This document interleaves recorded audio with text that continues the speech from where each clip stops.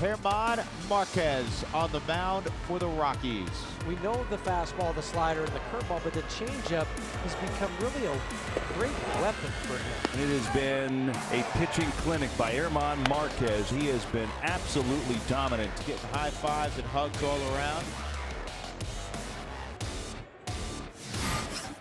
Yeah, two terrific starts in a row for German as he makes his way to the Coors Field mound on another beautiful evening in lower downtown Denver. We're thrilled as always that you are with us. Game 2 of this 3-game set between the Rockies and their nemesis of late, the Diamondbacks. Not only 9 in a row at Coors Field for Arizona, but overall the Diamondbacks have won 13 of their last 16 regular season encounters with Colorado.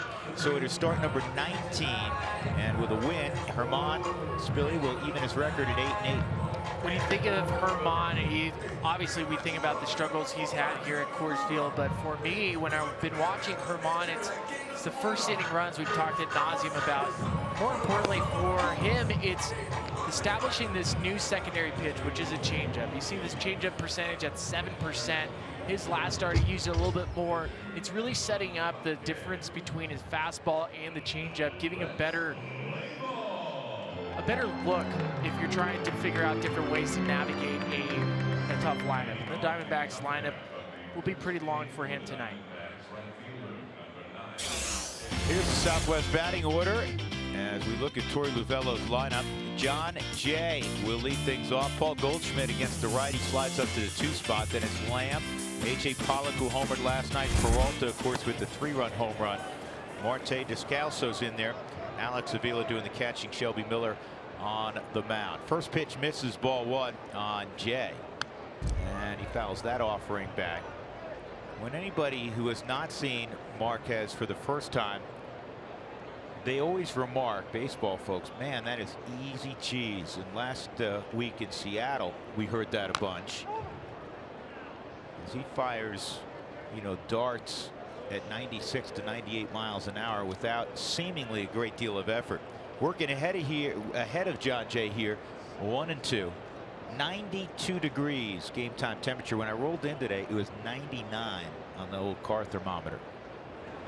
Breaking ball, and that's fouled off. Over the last couple starts for German, we've seen the strikeouts per 9 start to elevate. He's at about a 9.1, which is 4th highest in Rock's history. He's starting to really develop himself. We saw him take a big step forward last year with his easy cheese, and this year the league has a book on him. And so developing that secondary pitch, the changeup to go along with his great curveball, is extremely important. 3 shakes and a curveball is going to strike out John Jay. Nice beginning. Tony Walters will throw around the new baseball. So Jay's retired, and that'll bring up Paul Goldschmidt. On the Subaru Supremo, the tight spinning curveball out of the hand. It looks about belt high, and then you see the bottom just drop out of it. When you think about German's curveball that goes along with the 95, 96 mile an hour fastball, you can understand how difficult he is to hit.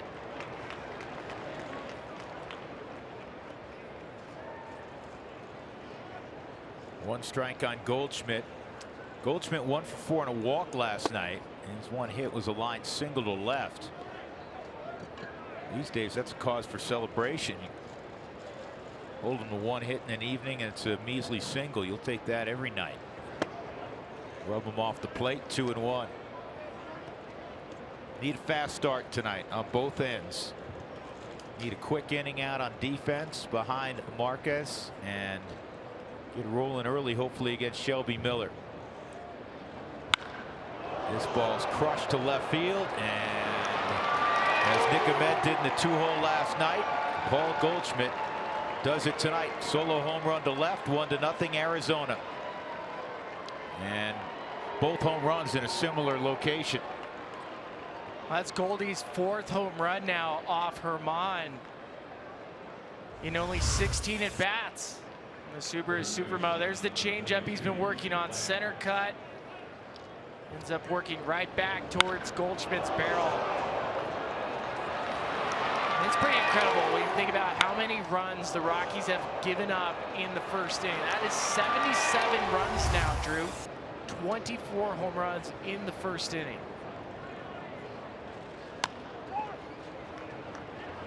Mon will grab it and run to the bag and retire Jake Lamb. And the Diamondbacks are a team, if there's been one Achilles heel this year, and they're in first place, so it's not like they're not playing well for Torey Lovullo, but I mentioned this yesterday in talking to him. Their offense has not been real steady unless the Rockies show up. Then they look like the old proverbial 27 Yankees. They have crushed the Rockies this year, not just in terms of the wins and losses. They're 6 out of 7, but typically most nights they're putting up big numbers. But it's a solo home run. There's 2 outs, and here's A.J. Pollock.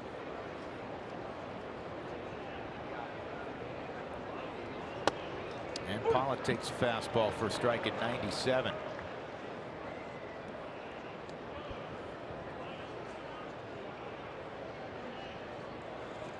Got to follow the game plan yesterday with Tyler Anderson. He gave up that home run to the second hitter, and then he threw up a bunch of zeros. In fact, Tyler Anderson didn't give up a hit after the 3rd inning. He gave up only 3 hits, period, in 6 innings of 1-run baseball, out pitching Patrick Corbin. 1-2. The Rockies bullpen had been in a pretty good place. The Rockies pen had been pitching much better over the last couple of weeks. Yesterday was a rough one. They ended up giving up 4 runs, and the Diamondbacks bullpen, so you look at Tyler, gave up only, well, didn't give up, excuse me, they gave up 1 run, the home run to Arenado, covering 4 2/3 after the Rockies ran off Patrick Corbin after 4 1/3. A lot of opportunities for the Rockies last night. 0 for 10. Many chances to score runs without even needing a hit. And the margins between the Diamondbacks and the Rockies, because they are 2 very good teams. Good pitch. That's strike 3. Should have been. That is all over the outside corner, well within the Subaru strike zone. Chad Whitson, the young call-up umpire, just missed it. That happens. That is part of the game. Just tell you when it happens to you. 2-2.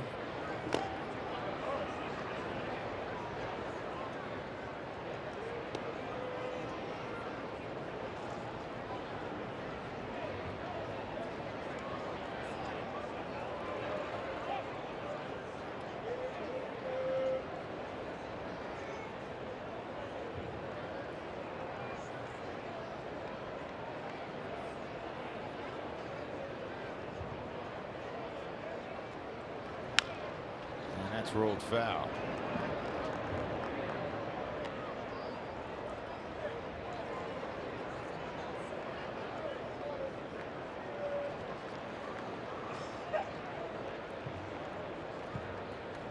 First inning, a run in on the home run by Goldschmidt. 9 for 16 now with 4 home runs for Goldschmidt against Herman. That's up high, 3-2.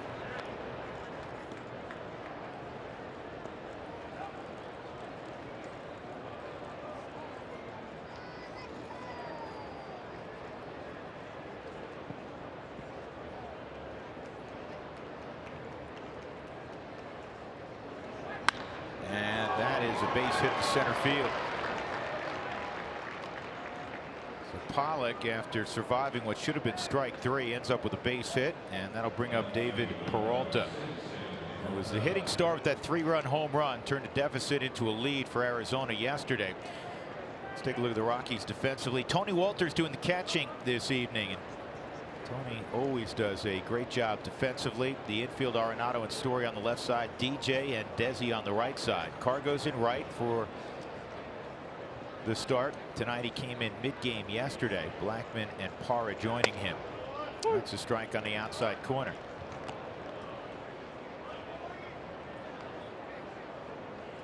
.21 pitches so far.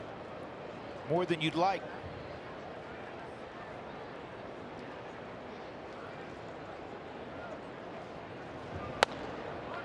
Pie 1-1. Peralta's home run yesterday is 16.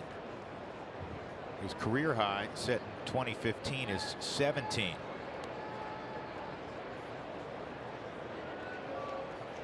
Well, if you think about the homer last night, left on left with the slider down and in, where Peralta's been excellent is against right-handed pitching.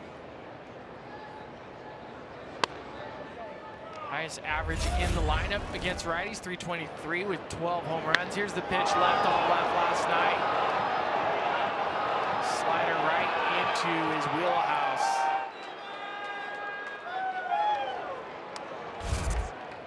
Peralta came in hitting 213 versus lefties. And the check swing, that's low, 3-1. Now you're running that pitch count to the mid-20s.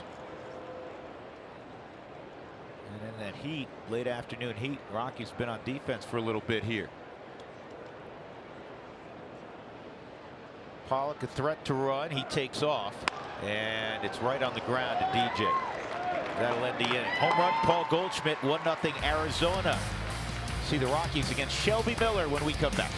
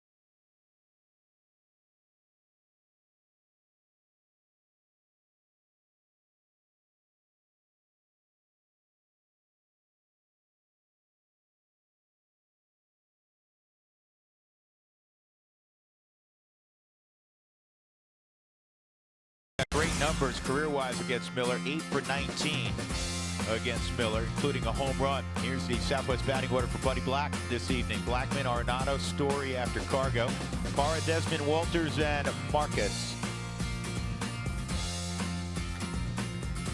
Shelby Miller still got a big arm. It was last May that he underwent Tommy John surgery. And again, this is start number 4 since his return. Well, it's crazy to think back in 2015, this was an all-star that threw over 200 innings, and since that time frame, basically 3 seasons, only 136 innings pitched. And in those 3 seasons, of course, many as a spectator with injuries, he has a 6.11 ERA with Arizona. First pitch misses, 1-0.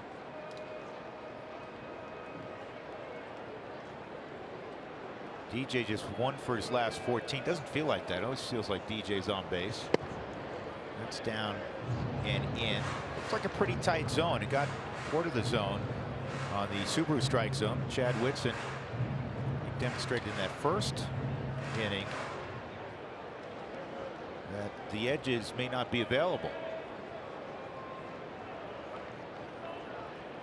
2-0.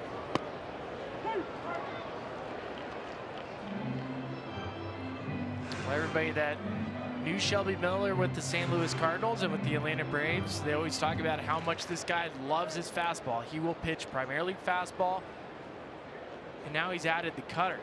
We haven't seen in the last couple of years is if he still throws a split finger. And he still got the good arm. You see there, 95 miles an hour. And even though the ERA is at 9 in his first 3 starts, the league's hitting just .222 so far against his fastball. This has big, strong Texan who was a schoolboy legend in the state of Texas. At one point, he threw 3 straight no-hitters, including a perfect game mixed in. 3-2. That's really close. It's been a tight zone, no question. I mean, that very easily could have been strike 3 on LeMahieu.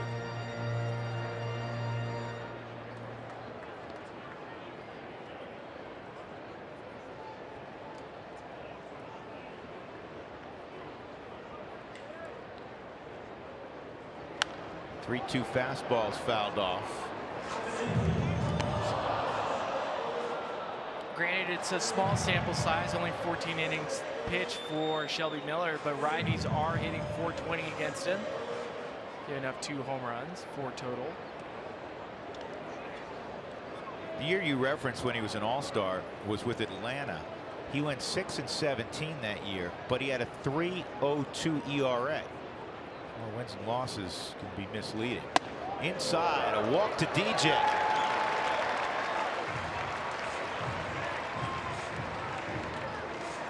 Here's Arizona defensively. Like the Rockies, they have been very, very good with the gloves. Well, yesterday they were a little bit shaky. Peralta, Pollock, and John Jay in the outfield. And they're all 3 very good defenders. Daniel Descalso's getting a lot of starting time. He's at second base, and it's Ketel Marte playing shortstop tonight. Keep him in the lineup. Jake Lamb, Paul Goldschmidt on the corners, and Alex Avila, former Tigers, behind the plate.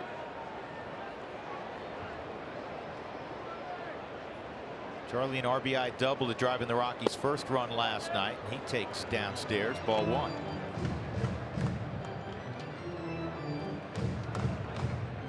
Charlie was 2 for 5 yesterday. 304 in his career against Shelby Miller, 7 for 23. He's got a home run.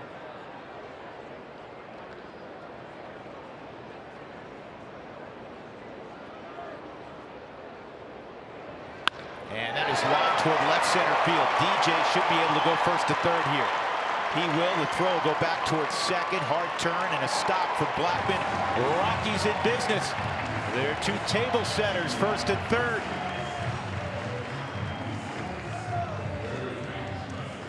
What a nice piece of hitting here. A fantastic piece of hitting. More importantly, for DJ, just running right in AJ Pollock's face, you forced AJ to make a decision. Throw it to third or try to keep a double play in order. Let's take a look at Nolan's home run last night on StatCast, powered by AWS, an opposite field homer off Archie Bradley, 97 miles an hour off the bat. Traveled 412 feet. The fact that Nolan's hitting the ball that well opposite field, it opens up the world of possibilities on how much better this guy can even be. Well, if you're on the mound, Spilly, you start going, all right, so where do I pitch to this cat? First pitch sliders in there. It's 0-1.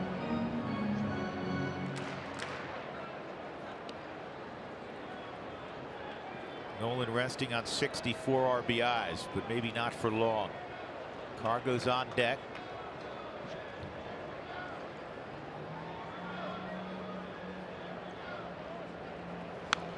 Good swing, 0-2.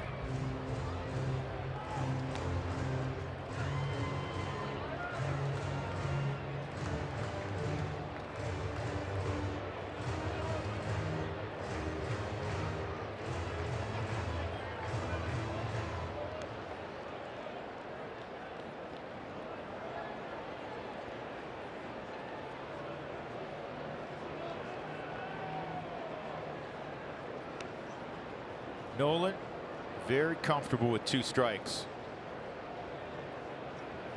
Back up the middle, base hit. Rockies have tied it up. Blackman turned it on. He'll go first to third. Nolan Arenado, the league's best hitter with 2 strikes, delivers. 1-1 ball game. 65 RBIs for Arenado. Told you it would be at 64 for long. Well, Shelby Miller loves using his fastball to get the punch outs. And on the Subaru Supremo, nobody's shorter and better at putting a ball in play with 2 strikes than Nolan, to your point, Drew. And it goes back to the aggressive base running of DJ going first to third on a ball hit to AJ Pollock's right. And again, Charlie Blackmon following suit on a base hit up the middle, going first to third, give the Rockies another opportunity to add on. Great opportunity here for Cargo. He's 7 for 18 with a home run against Miller. All right, league leaders average with 2 strikes. Leading the parade is Nolan, and he just got another 2-strike hit. Nick Markakis having a terrific year. A veteran headed to the All-Star game, his first. Jesus Aguilar, right now he'd be in the MVP conversation. Contreras, Freddie Freeman. You know, the suspects there kind of expect that the way the season has gone for those 5. Cargo, ground ball towards second. It'll get a run home, and Cargo beat the throw. So a ribby for Cargo, and it's 2-1 Colorado. His 33rd RBI. Cargo all year has run well. I think a couple years ago, that's an easy 4-6-3 double play. No question, no question. A couple years ago with the knee injuries that Cargo suffered, and this offseason really had a chance because there was no more knee patella tendonitis to really get back in his legs. We saw him in spring training, even though it was a shorter spring training for Cargo because of the free agency. He looked fantastic and was running the best we've seen him in years. Now here's Mr. multi-hit guy, Trevor Story.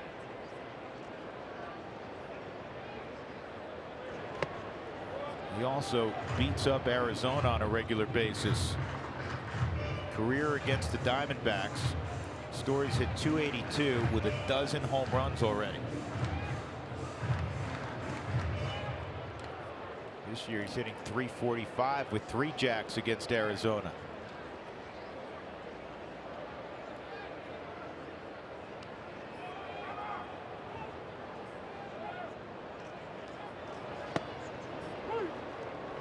In their first strike, it's 1-1. So Trevor, 5 straight ball games, Spilly, with at least 2 hits.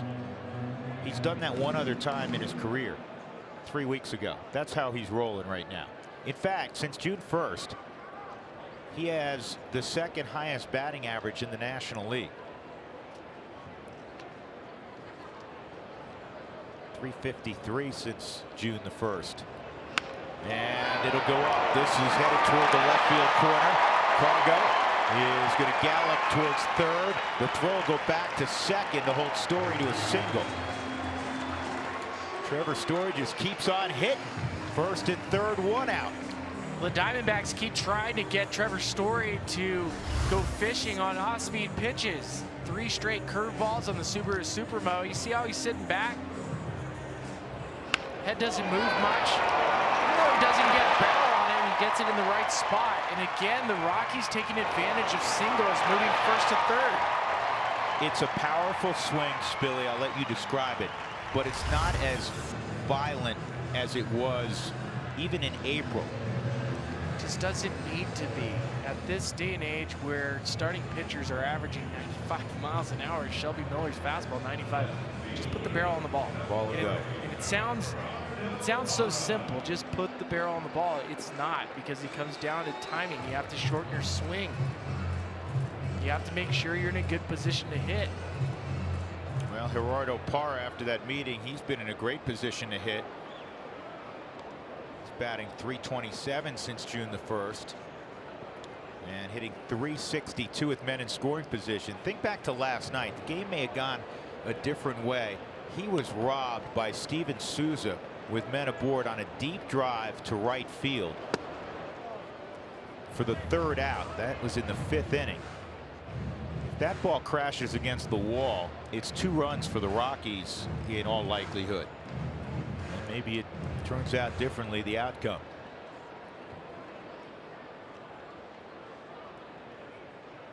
Two here in the bottom of the 1st, and the Rockies hunting more.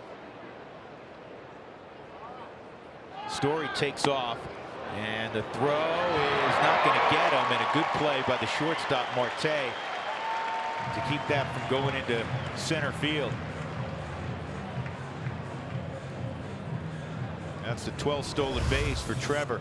Oh, we love the aggressive nature of the Rockies base running this inning because you're taking advantage of singles moving up a base. Shelby Miller not quick towards home plate. Yeah, he was 1 for 3 on his last delivery to home plate. 1-3 is about average and about the, you know, that point where if it's below that, it's hard to run against a guy. Above it, you start thinking, all right.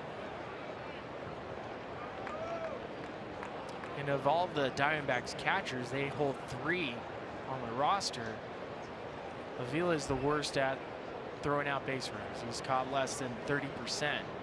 It's now 15 stolen bases, only 4 caught stealing for him. Infield's back, no longer a possibility for a conventional double play.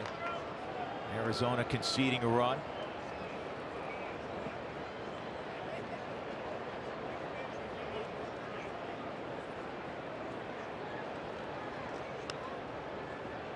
One and one.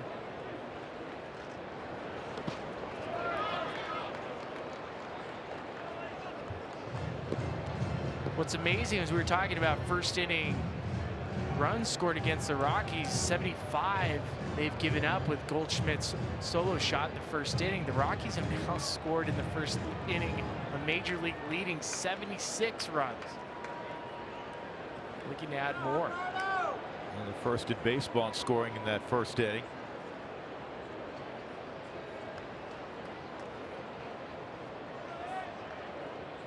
Two one.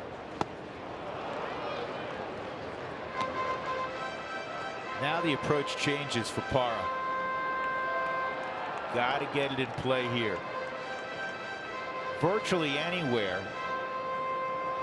on the ground, middle of the diamond, fairly deep enough, I should say, in the outfield, and you're going to score a run.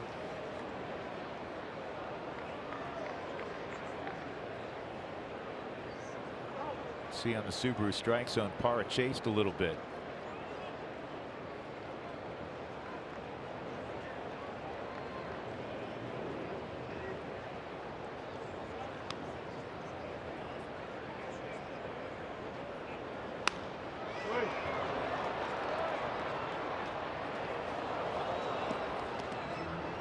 And that's a good two-strike approach.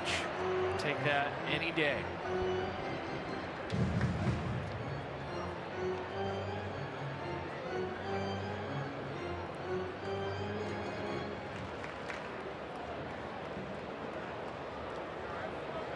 Shelby Miller has recorded just 1 out. The next pitch will be number 23. Marquez threw in the mid-20s in the first inning.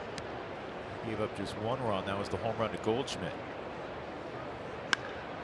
Sliced foul.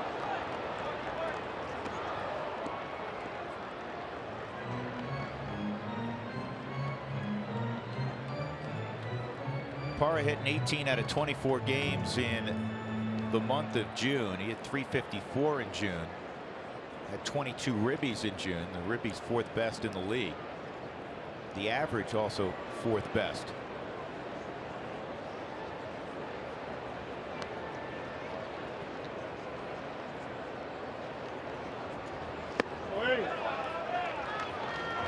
Three and two. Just watching the takes so far. Rockies are seeing Shelby Miller very well out of the hand. They really are. And I think when you have a small strike zone, there's been a lot of pitches that Shelby's probably wanted. It makes it even easier as a hitter because you have to force the pitcher to throw you a strike. 3-2. He struck him out. It's a big strikeout from Miller's perspective. 2 outs. And we'll see if Ian Desmond can pick up Parra. For the Win is brought to you by Pizza Ranch. You might like this one, Drew. Shell Miller. No, it's Shelby. No, it's Shell Miller tonight. Shell Miller. For the Win. We're trying to get a win. I got you. You think about what Shelby Miller has done against the Rockies. You can see that ERA is creeping well over 6 now with the 2 runs scored so far. The Rockies looking to get on track. They do not want to lose 10 straight here at Coors Field to this Diamondback team. So here's Desmond. And he's taken the whole way, it looked like. Got a fastball right in the middle of the plate, 0-1. Just 3 for 19 against Shelby Miller. Miller was with Atlanta back when Desmond was still starring for the Washington Nationals.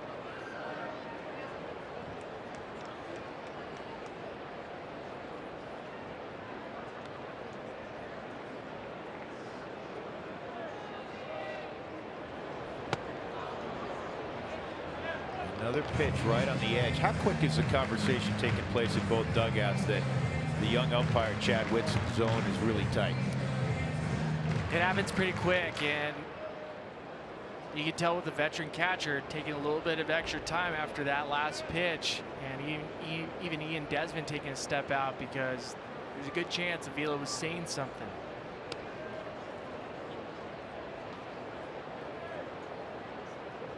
One and 2-1.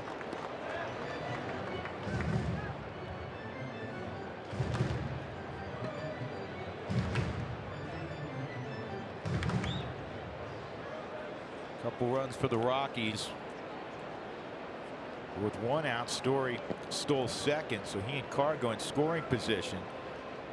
Unfortunately, Parra swung through that 3-2 delivery. Desmond trying to come through here. Rockies left too many on yesterday, 12. This ball crushed high and deep left field. Take a good look. You won't see it for long. 3-run jack.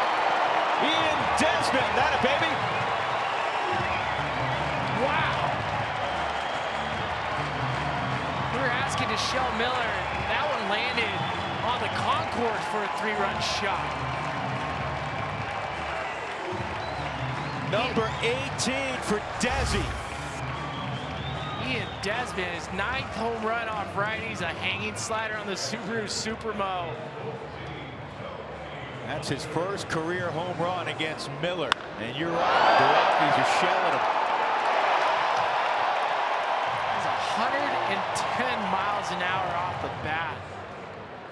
You asked for a fast start, you got yourself a fast start.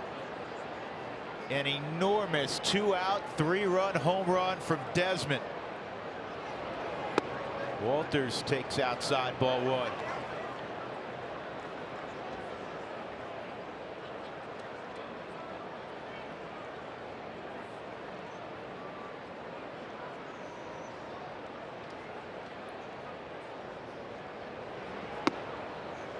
Tony owns a home run against Shelby Miller.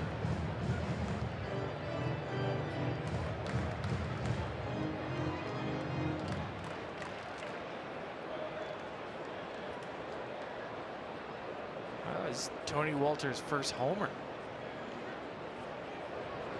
2-0, 3-0. Miller clearly rattled. Tony will take here automatically with the pitcher on deck. 5-run first matches a season high for the Rockies. We're at 79 first inning runs now.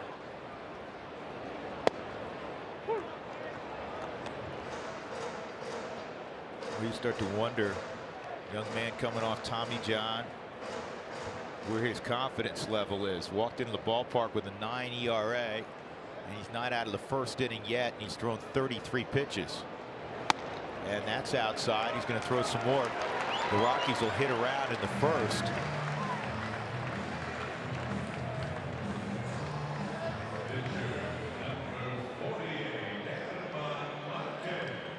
And just the way that the rules are set up now with the mound visits, Diamondbacks have already used 1. And you don't want to waste too many, especially with the pitcher spot coming up, but visually rattled, you can tell. Body language of Shelby Miller.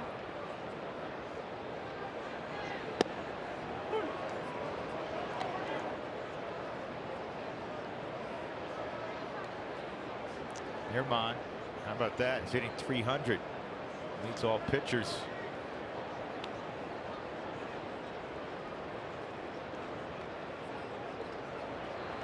You know what's funny about that list? Some outstanding starters on that list.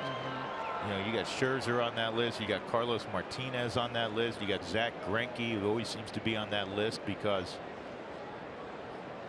he is a terrific hitting pitcher. 2 strikes on Herman. And back up the middle. That's off of Miller. And he recovers to get the out. Talk about adding injury potentially to insult. The Rockies hit around in the first. The home run off the bat of Ian Desmond traveled an estimated 472 feet. How about that? What an inning.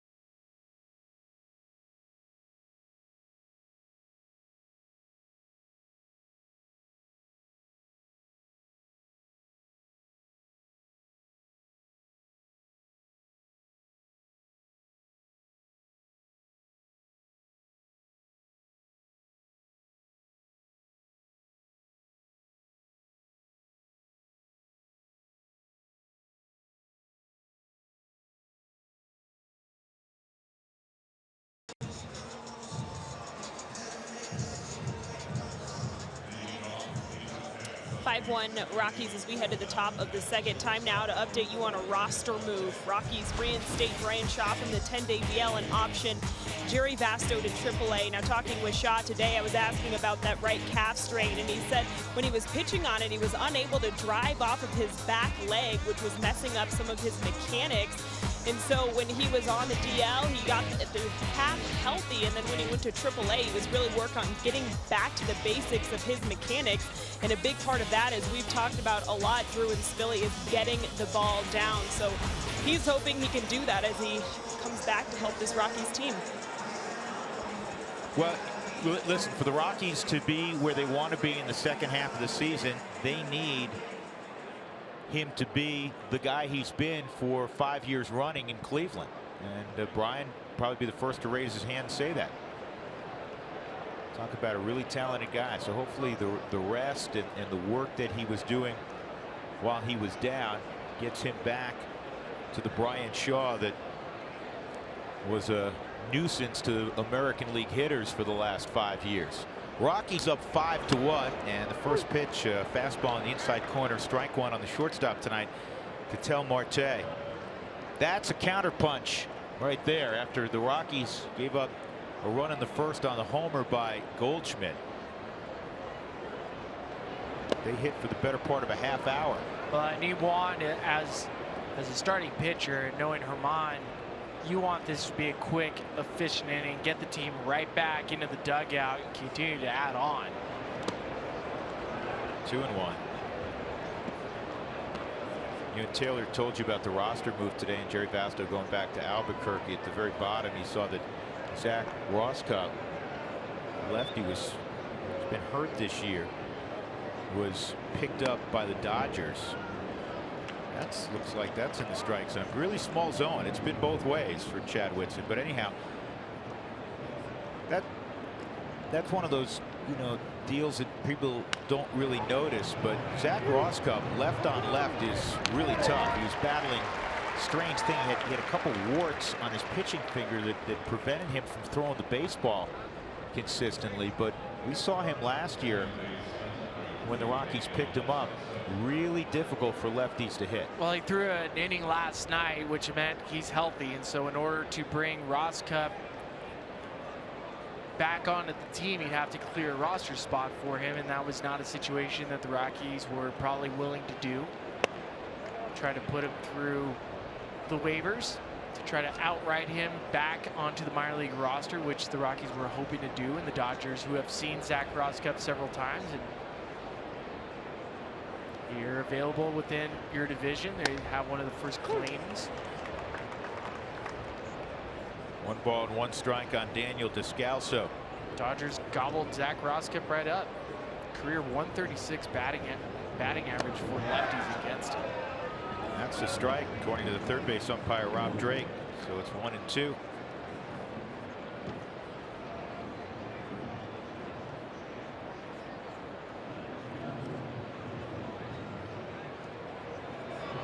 Curveball, see you later. Descalso got frozen. And that is the second strikeout tonight for Marquez. 2 gone, and that'll bring up the catcher, Alex Avila.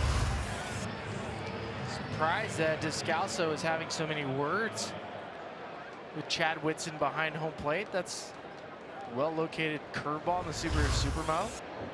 If anything, he was defending Shelby Miller. They were teammates in St. Louis. There were some pitches that I think Descalso would have liked to see go the Diamondbacks' favor in the first inning. It didn't. Have you seen that happen before? Hey, all right, that was strike 3, but you got to help out my pitcher. I mean, that would be. It'd be, hey, where was it for my guy on the other side? That's a conversation. Yeah.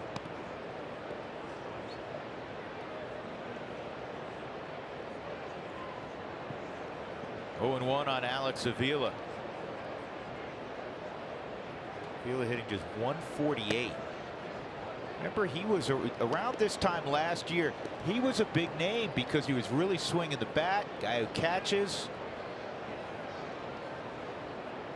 His name came up, you know, attached to the Rockies. Not saying the Rockies necessarily had kicked the tires on him, but the Rockies were looking for additional catching help. They finally got it in Jonathan Lucroy, but Avila's name came up here and a lot of other places. Well, there was a great story, side story, that his father, Al Avila, who's the general manager of the Detroit Tigers, trading away his son, and it was Alex's grandmother wouldn't talk to the dad. She was mad at him. How can you trade away your son? Can you not stop and think about that for a second? Would you want to be in that situation? Heck no. 2-2. No Shelby Miller on deck, and Jorge De La Rosa is firing bullets in that Arizona bullpen. So it may be one and done for Shelby Miller.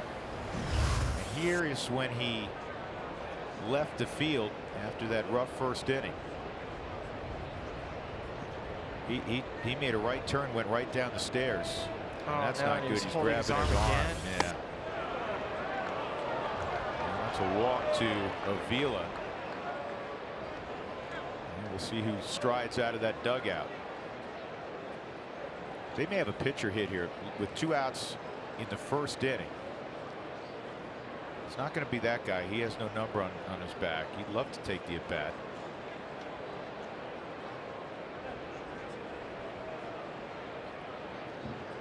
Who's going to hit? Looks like Robbie Ray. Yep, Robbie Ray will get an at bat in front of tomorrow. Not a surprise here. 2 outs, some man on. He may not with shorter benches, you don't want to. If you're Torey Lovullo, I think Buddy would do the same thing. You don't want to burn a position player this early in the game. Well, and knowing Torey Lovullo, I'm assuming that Robbie Ray, that's not even his normal undershirt. He's probably not even wearing his. Does he have spikes on, or are these sneakers? His spikes. Doesn't even have batting gloves. He's going to trophy take. You don't want to run the risk of anybody getting hurt. No batting gloves. The wrong undershirt. The wrong undershirt.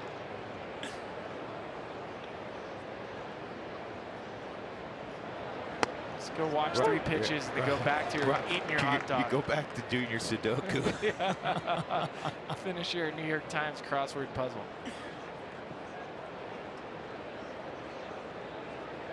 It's just awful to see for Shelby Miller, him grabbing that right arm again.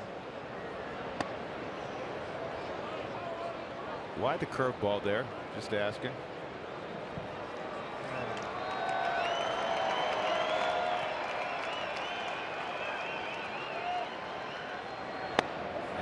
There's the photo. A strikeout of Robbie Ray. Middle of 2, the Rockies up 5-1. And when we return, they'll see Jorge De La Rosa. We'll have the top of the order for Colorado.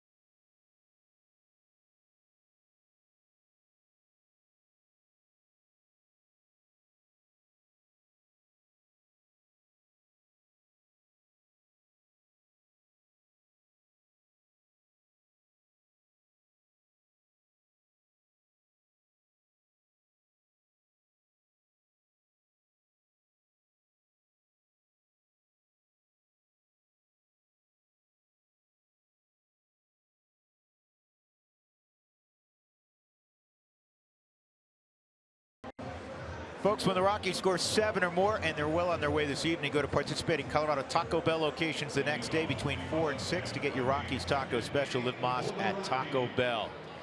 It's really been a peculiar night. The Rockies gave up a run in the first on a home run by Paul Goldschmidt. And now Jorge De La Rosa is going to take over for Shelby Miller, who got beat up in the first inning. 5 runs, 4 hits, including a 3-run home run off the bat of Ian Desmond. And then he grabbed his forearm, not as he was walking off the mound, but when he got to the dugout. And again, you hope it's not a reoccurrence of what he just went through with the Tommy John surgery. So Jorge will take over. He's having a very fine year for the Diamondbacks. He had a good year last year. Now working out of the pen. The Rockies all-time winningest pitcher. DJ ground ball down the third base line. Long run for Peralta. DJ will take a wide turn and stop. So DJ has been on twice. He walked and scored in the first. That's one way to greet your old friend. First pitch swinging. 4-seam fastball from Jorge on the Subaru Supermo, and DJ just pulls it right past Jake Lamb at third.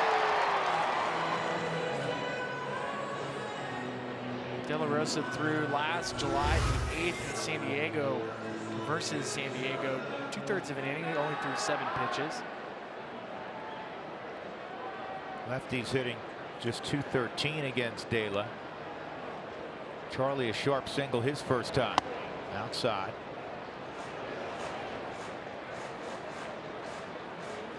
De La Rosa is one of 5 Mexican-born pitchers all time with 100+ wins in the big leagues. Number 1, of course, is the guy we see every time the Dodgers are around, Fernando Valenzuela won 173. De La's won 104. Esteban Loaiza won 126. Giovanni Gallardo, who we saw earlier this year with Texas, he's won 116. And then it's De La and Ismael Valdez, the former Dodger, both with 104 wins. 2-0 on Blackman. Nobody out. DJ at first. Outside, 3-0. Spilly, I tell you what, I mean, wins and losses don't probably have the same meaning they once did because of the heightened use of bullpens. However, you win 100 ball games, that's a lot of W's. It's a lot of wins, and anytime you have a pitcher that takes the ball that often, and we've seen Jorge for years, knowing somebody that has gone through what he went through here in Colorado, going through some tough times, some great times. And then to get those numbers, I mean, it's impressive. It's hard. Again, like what we're talking about with Freeland and Ottavino, people don't give enough credit to starting pitchers that have pitched here for a long extended period of time. That's another strike, 3-2. Well, I give De La Rosa a lot of credit. He battled some injuries. He also battled himself often, and he got to a point where he was much better at harnessing his emotions. When he was much younger, it was tough for him. But he has now had a long and distinguished career. Here's the 3-2. And that kicks away. It doesn't matter. It's ball 4. So now the Rockies again have 2 men on for Nolan, who drove in a run with an 0-2 base hit up the middle. The first 20,000 fans through the gates on Saturday, July 14th, will receive a Nolan Arenado walk-off cycle bobblehead, courtesy of King Supers. Now, don't touch this one. This is mine. These are sweet. He's wearing the uniform from that weekend, so the blue socks. He's got a sweet-looking beard. I like that they have the ankle guard on there. This one's great. Nice touch. This is really good. Yeah. No blood on the face, which is okay, because he didn't have it until after the game. And he did an interesting job shaving. Yeah. It's like the reverse Fu Manchu. Nolan at the plate, not his bobblehead. Last 10 ball games at home coming into tonight, prior to that RBI single. .462 average, 7 home runs, 18 driven in. That pitch was called ball 1, and it's a postage stamp right now. And again, both ways.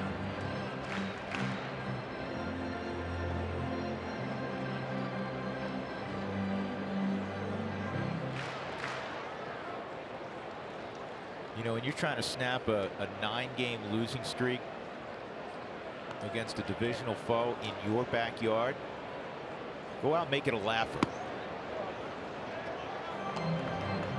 2-0.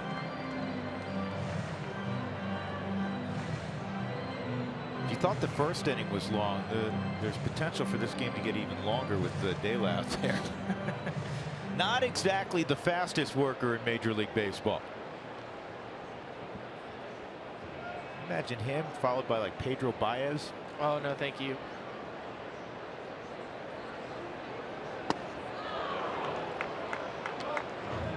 Two and 1. Well, De La Rosa has thrown multiple games of 2 innings worth of work. I was curious to see how far Torey Lovullo would be willing to push De La Rosa to eat up some innings since Shelby Miller went out after throwing 1.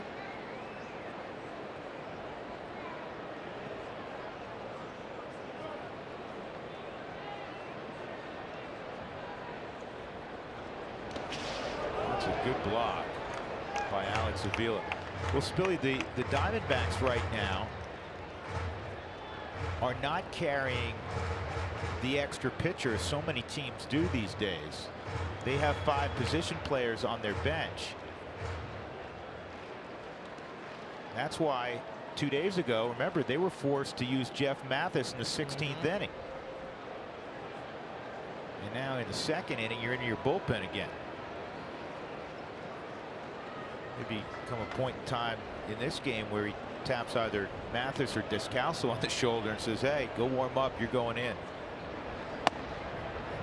Ball 4. And now the Rockies have the bases loaded for Cargo.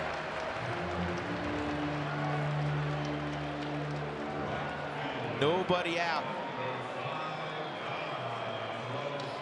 Well, that's 4 walks now for the Diamondbacks.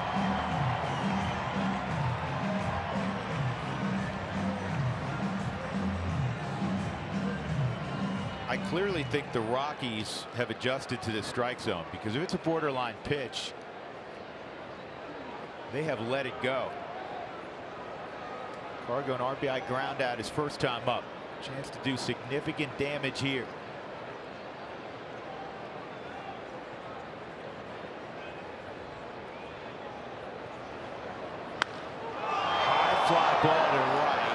down the line, and it's going to drift out of play.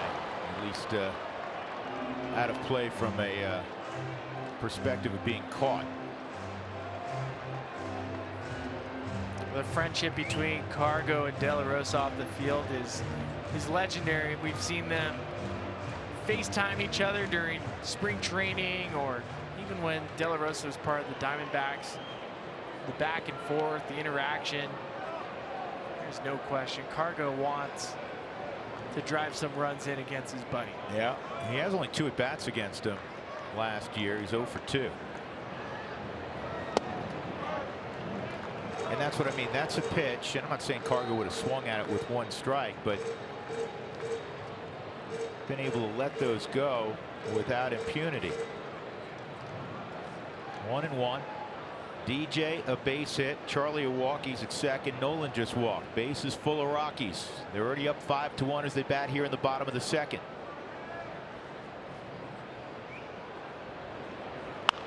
And this is too short. There's one and a high throw. So Cargo again will drive in a run with an RBI ground out. First and third, 1 out. Make it 6-1 Rockies.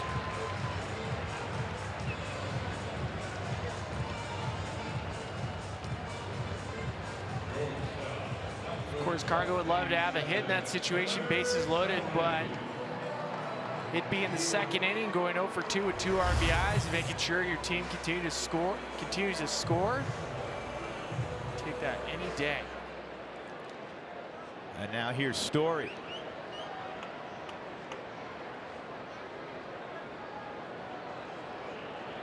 Cargo at first.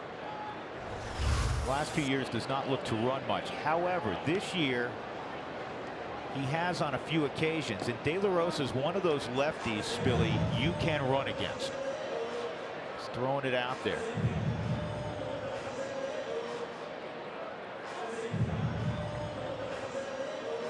You just have to be sure he doesn't pick over. And there's nothing worse than trying to run yourself out of an inning. Yeah, and especially with Story at the plate.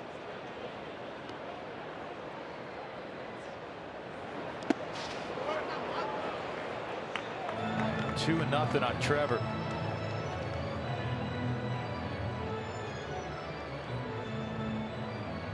Story's never faced De La Rosa.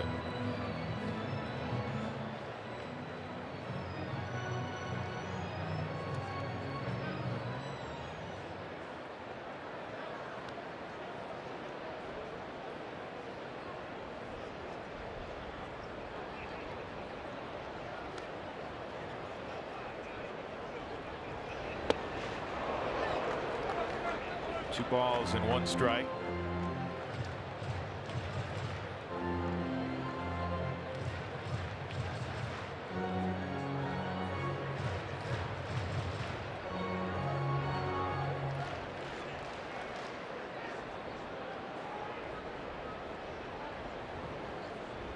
Trevor, a base hit and a stolen base and a run scored in that first inning.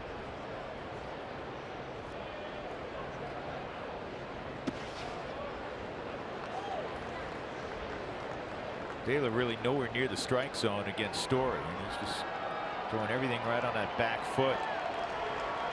Got par on deck.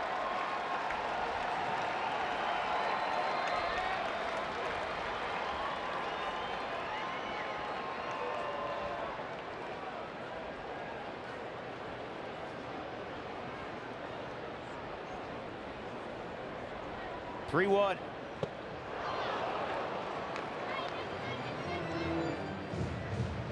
Has he seen a fastball? I don't think so. He has not. No, if you think about how the Diamondbacks have pitched in the last 2 days, it's all been off speed. And then if there is a fastball, it's with 2 strikes above the belt.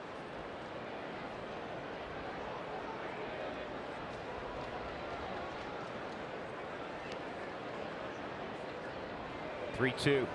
Cargo takes off, and it's down the right field line, well out of play. Pretty simple pattern that we've picked up against Trevor Story. They want to throw off-speed pitches down and into him, and then with 2 strikes, elevate the fastball above the belt. See if you can get him to chase.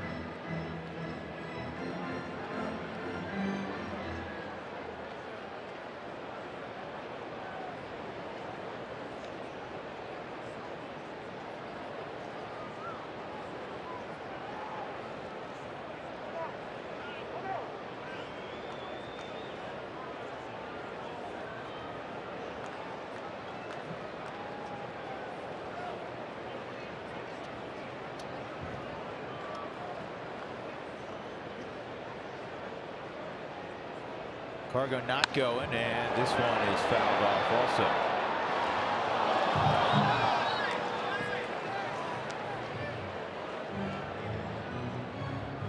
Folks, join in on the conversation. Send us your thoughts, your comments, your photos. Use Twitter and include the hashtag Toyota Talk.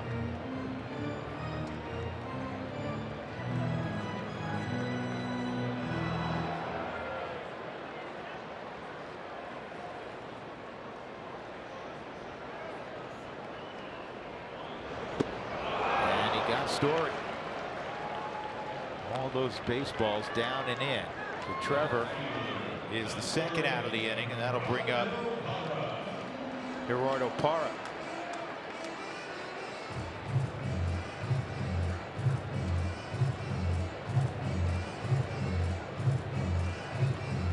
Blackman's at third, Cargo at first.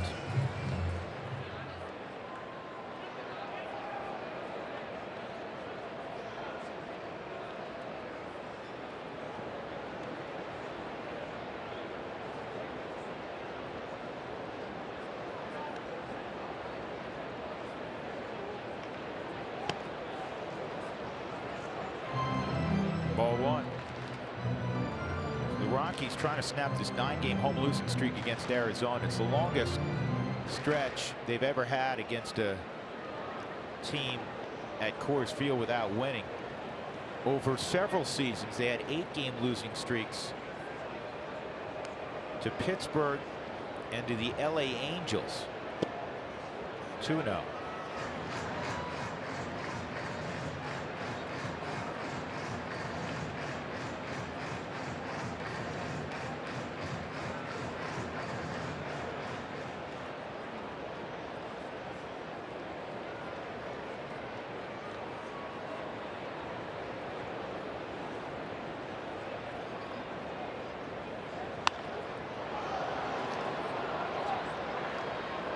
Those numbers, losing 9 straight to a team within your division at your own ballpark.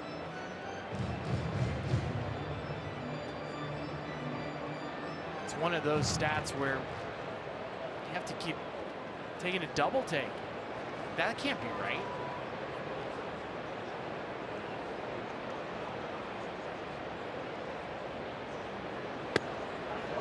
Three and one. Desmond, he of the monstrous 3-run home run in the first, waits on deck. De La Rosa's thrown 27 pitches here after well over 30 for Shelby Miller in the first inning. Well, there's been 4 3-ball counts just this inning for De La Rosa.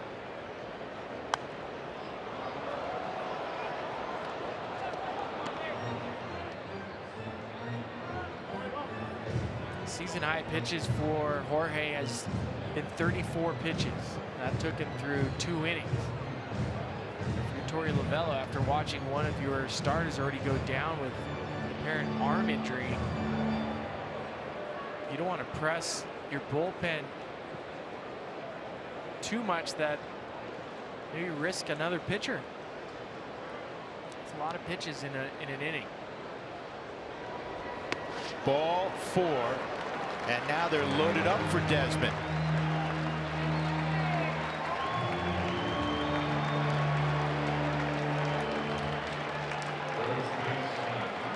Three walks for De La Rosa in the inning. This is what he did last inning to Shelby Miller. Miller didn't even look. It traveled 472 feet. A 3-run home run to the concourse.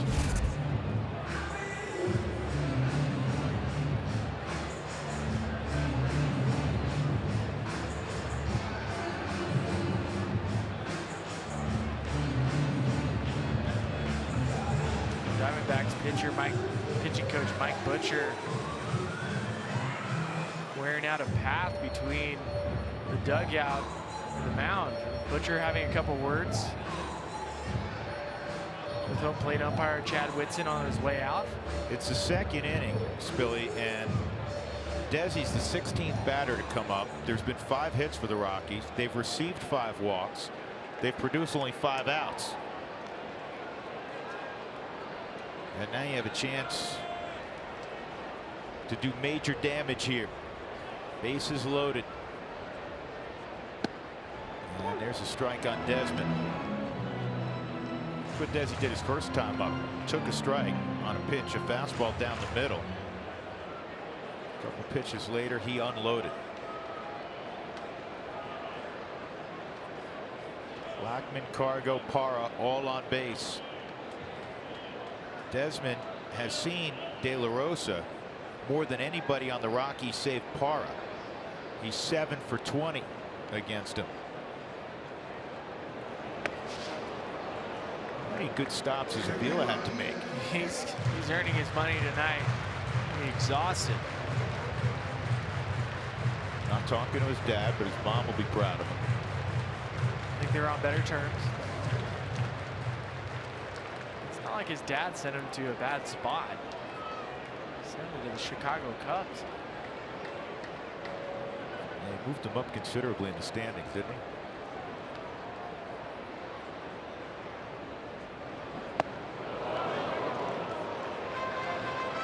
One and two.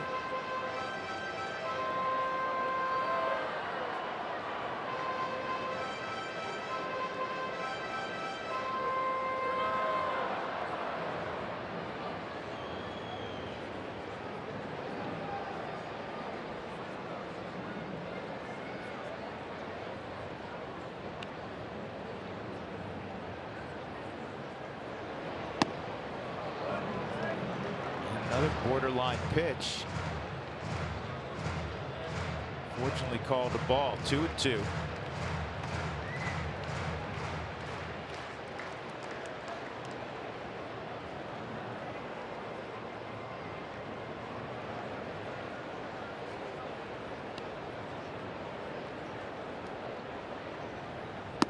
Three and two.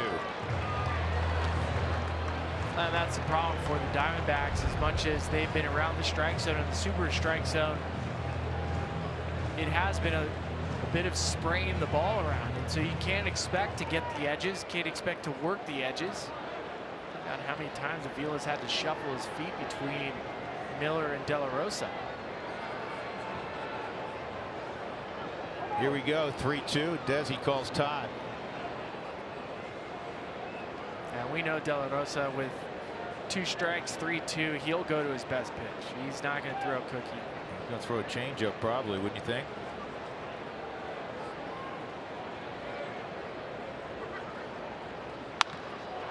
Ground ball, base hit, that'll score 2.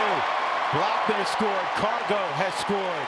Desmond with 5 RBIs in the first 2 innings, matching his career high.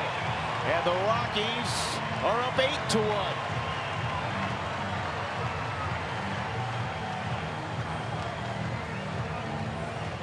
How the first 2 innings of Ian Desmond? The ball 472 feet to left. This one he gets a fastball up. Puts it in play, shoots it to right. That's the Diamondbacks shifting again. It comes back to bite them. Desi with 54 ribbies now. Here's Walters. Outside on Tony. The only other 5 RBI game for Desmond came in 2014 when he drove in 5 with the Nationals in San Francisco.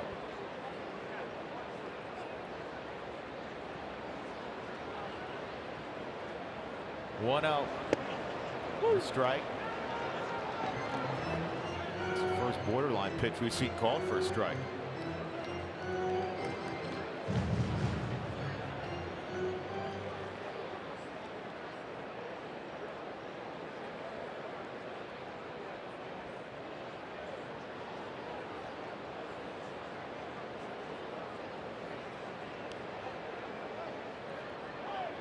Was time granted?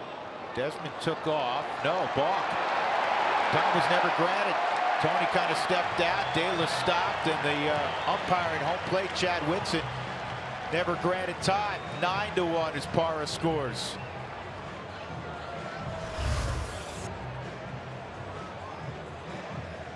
Watch the umpire. he never grants time.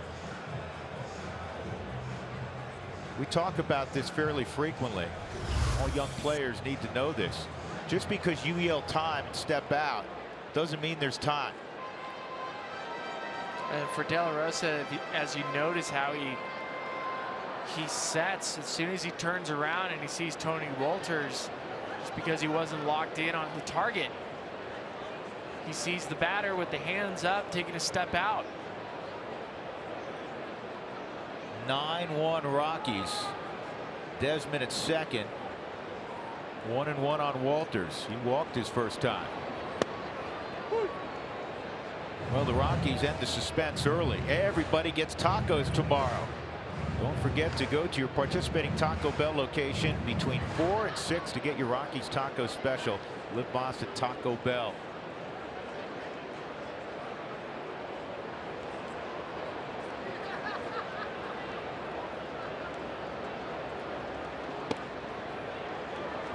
Two and two.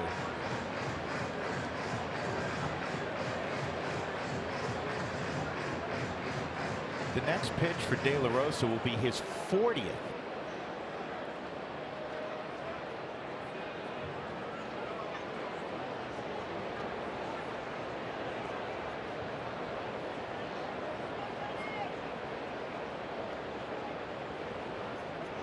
Two fouled off. Well, this is a manager's worst nightmare. If you're a Rockies fan, you love it. If you're a Diamondbacks fan, or if you're trying to think along with the manager, because you start looking at guys that they used yesterday. Use Archie Bradley, they used Boxberger, they used Delgado, they used Chafe. How are you going to navigate?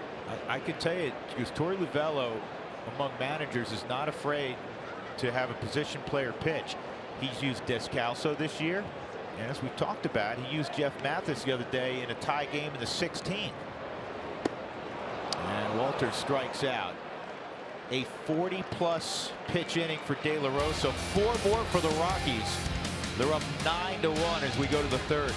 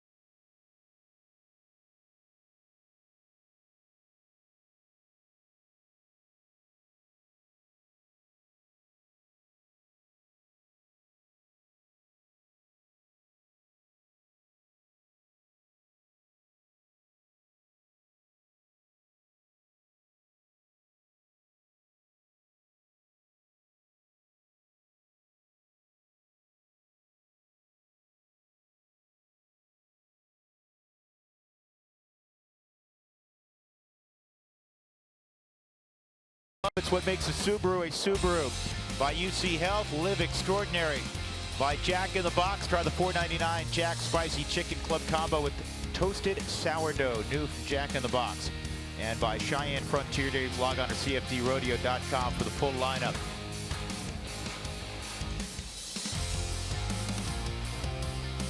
I think each one is hand painted with the mustache thing that he has on his face.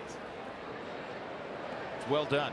It is, but imagine being the guy that has to hand paint 20,000 Nolan Arenado bobbleheads. Patient man. Or woman. First pitch to John Jay, misses, ball one. Rockies leading 9-1. Herman's been seated for a while. He opened the ball game by striking out Jay with a curveball, and that's off the plate. 2-0.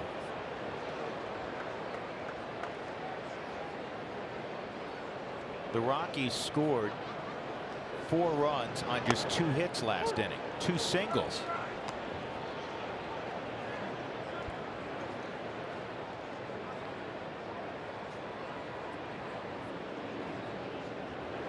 De La Rosa is going to go back out there, it looks like, because there's nobody warming.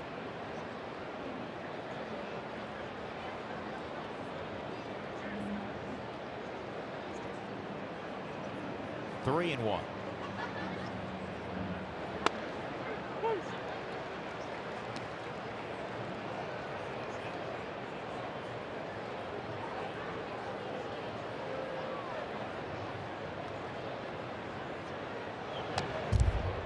Last 2 ball games for Marquez. 2-0 record, 1.29 ERA, 14 innings. He has struck out 14. Didn't walk anybody. He's walked 1 tonight.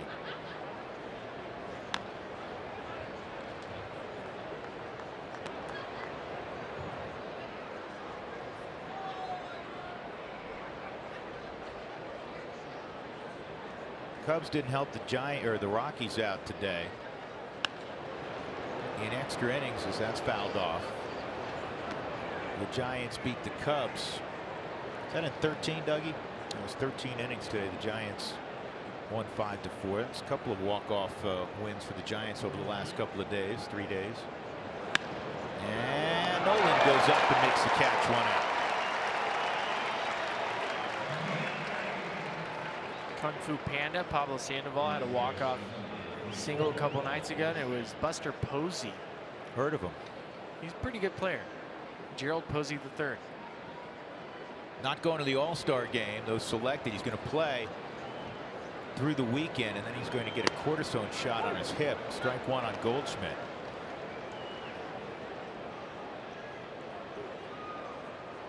Goldschmidt a home run in the first. He's got 4 home runs and 16 at bats in his career against Herman. We're going to get him here.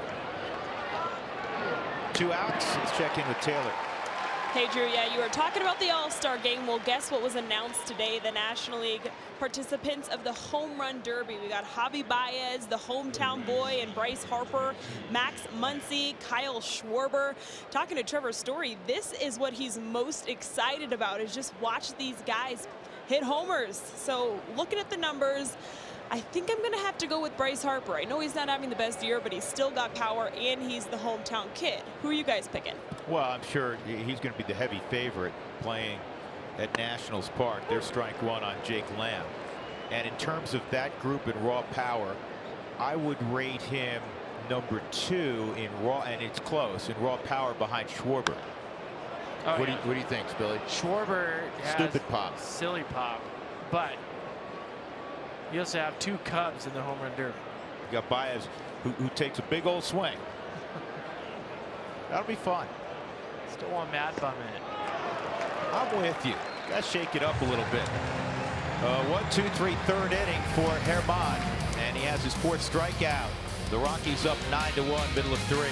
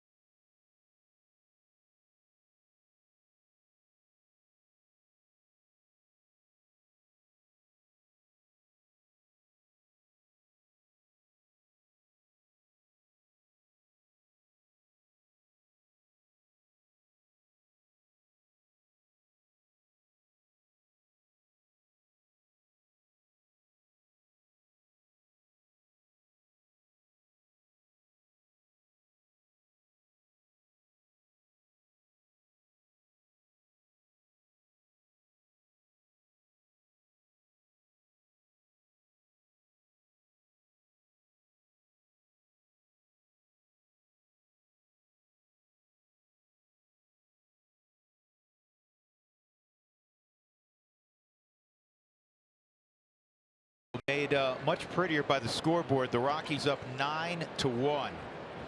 5 in the first, 4 in the second. This is Marquez to lead things off. And De La Rosa, who threw more than 40 pitches in the second inning in relief of Shelby Miller. Miller went just 1 inning. No word yet from their clubhouse as to any injury with Miller. Obviously, he was not very effective in that first. The only reason to speculate there could be an injury is he was kind of holding his forearm as he walked through the dugout and right down the stairs. Again, another indication that something was not right. 2-0. And remember, the last out he got was Herman, and Herman hit a rocket right off his lower body. He ended up picking it up behind the mound and throwing out Marquez.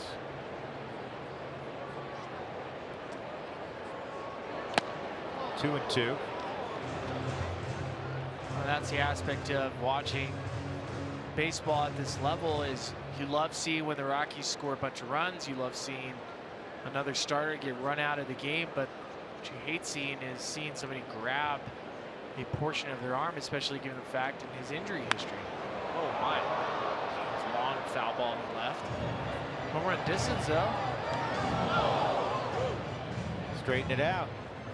Well, and the aspect too, for a guy like Shelby Miller, who's gone through several injuries, and he pointed out 200 innings pitched in 2015. Since then, it's only been 136, and you understand how much effort goes into coming off of Tommy John.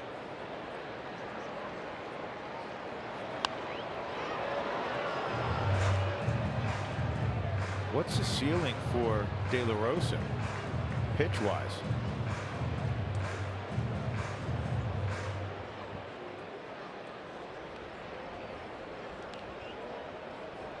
It's got to be close to 60 pitches, my guess.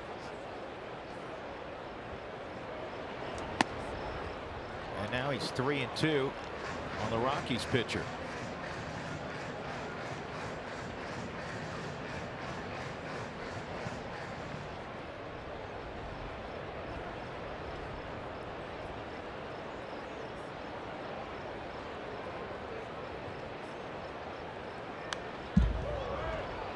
There'll be another pitch.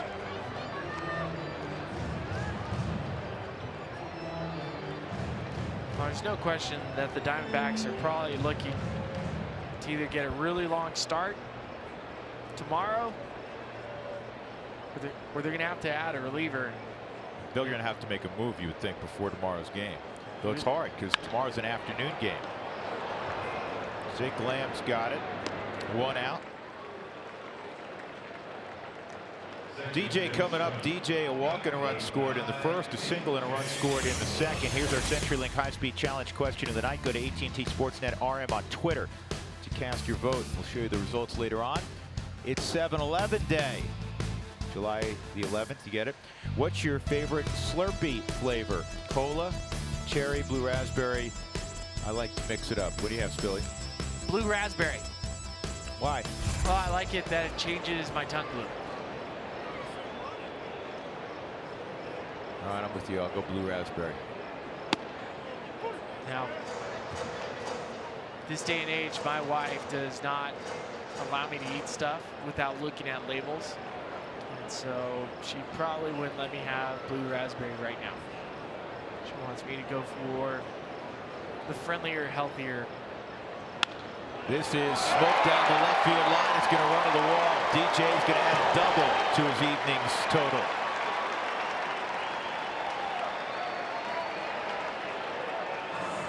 DJ's building a nice looking line for himself. A walk in the first, a single in the second, a double in the third. Assuming a triple in the fourth, a homer in the fifth. And what do you keep going after that?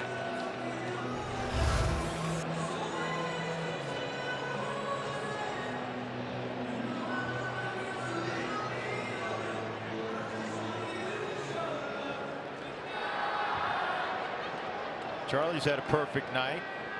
Single and a run scored, walk and a run scored.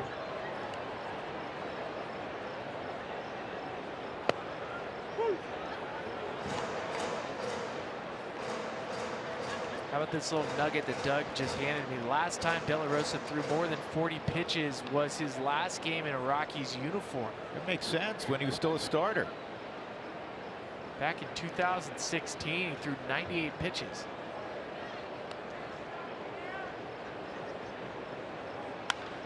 Charlie hits this ball down the left field line, and that's a long foul ball.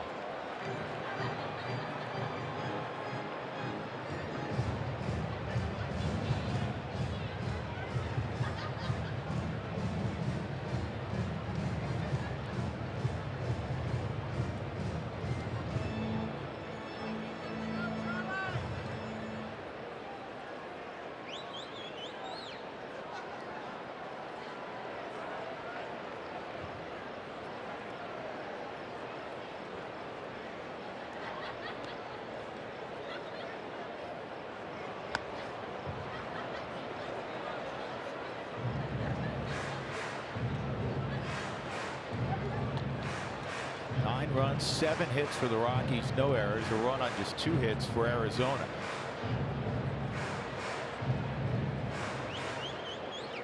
Rockies have won 8 of 11. Trying to get back to within 3.5 of Arizona.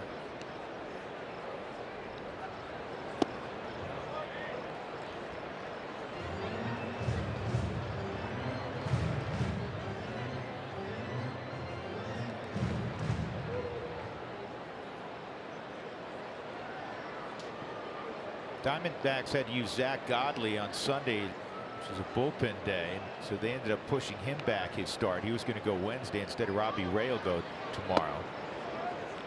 Tomorrow's a day game, no television. 2-2.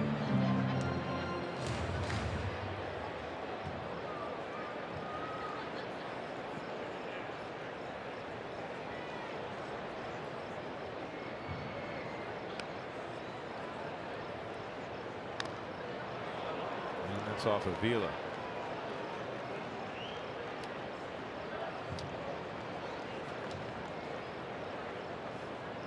Well, if this was travel ball, Spilly, the Diamondbacks would be in danger of getting run ruled. Their pitchers wouldn't be allowed to throw for 2 or 3 more days either in the tournament.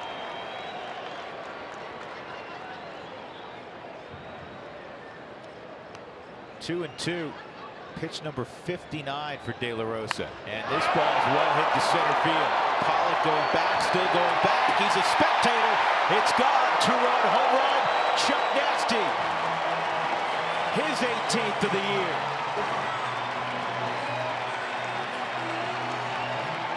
How about that at bat for Charlie Blackmon? I get it.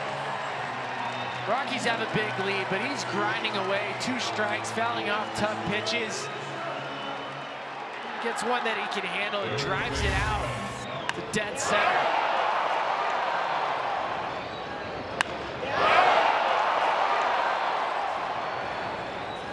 So good. Watching a great hitter just grind at bat after at bat. Charlie, just like DJ. Single in the first, a walk in the second, and now a homer. 129th home run in Charlie Blackmon's terrific career. 11-1 Rockies.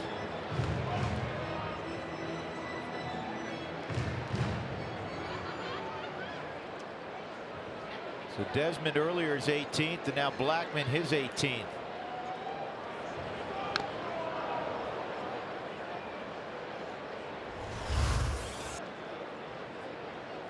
Oh, nice play on the Subaru Supermo by a fan.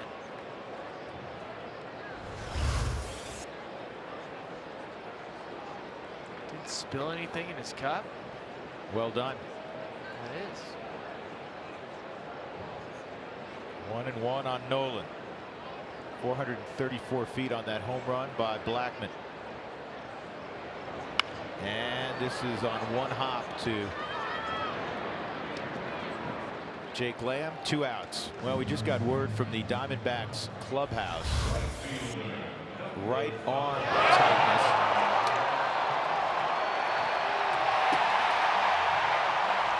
That's why Shelby Miller has to be removed from the game. There's a stat cast on the home run by Blackman.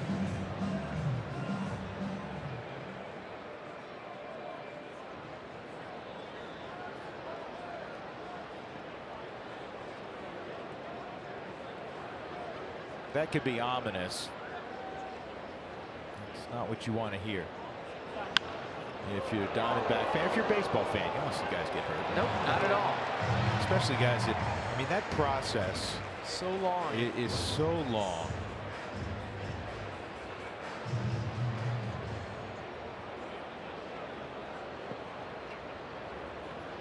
One strike on Cargo, 2 RBI groundouts, 2 runs scored for Cargo.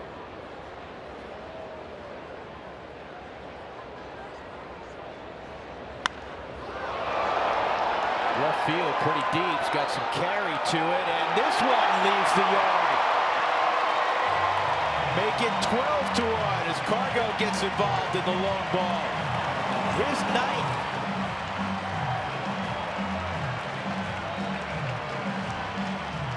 I'm going to say it now, and I feel really confident in this next statement. Okay. We are going to see a position player throw tonight for the Diamondbacks. You might see multiple position players throw tonight. You might even see Mike Fetters, Arizona Diamondbacks bullpen coach, throw tonight. Slider away from Cargo. Gets extended. It's finished. He knew it off the bat. 3 RBIs for Cargo. 1 for 3 on the night. If you think about the 2 fielders' choices for the RBIs, that's a good night. And it's only the 3rd. Good to see him going Oppo Taco too. Here's Trevor. He takes ball 1. Bragging rights. Cargo and De La Rosa. Yeah, and Torey Lovullo's got to go get De La Rosa because this is a guy that is a big part of their bullpen, and he's thrown 65 pitches. This might be a conversation looking into the dugout. I'm not sure. Doesn't look like he's taking he's just taking some time, and I think he's explaining to him, you know, maybe, hey, I appreciate what you're doing. I apologize. It almost looked like, again, I don't know what he's saying, but it almost looked like he was apologizing that he had to leave him out there that long. That happens. You hate to have anybody stay out there for too long. Especially somebody like De La Rosa, who's had a fantastic career. Rockies up 12-1.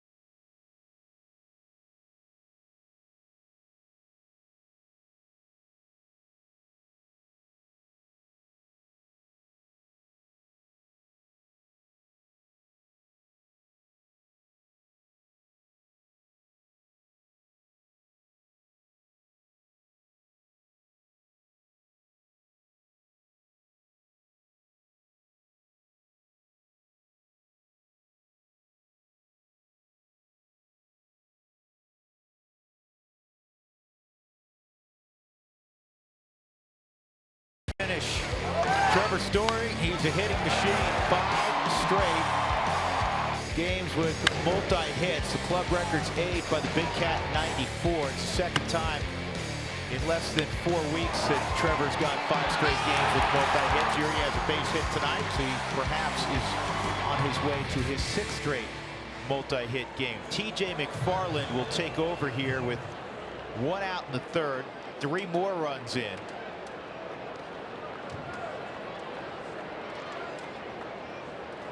And remember, there was already a pitch thrown to Trevor. It missed, so it's a 1-0 count that McFarland inherits. 2-0. Well, and I'm sure that it was Lovello trying his best to just get one more out to get Jorge out of there. Just trying to buy McFarland some more time to loosen up. Well, there's your multi-hit game. This is a tweener to right center field. And Trevor is going to stop at second. 6 straight multi-hit games for Trevor Story. Tell you what, if he keeps rolling this week, Spilly, he may go to the All-Star game as a 300 hitter. Well, he's using the whole field like 300 hitters use. The Subaru Supermo fastball away from him. He just shoots it.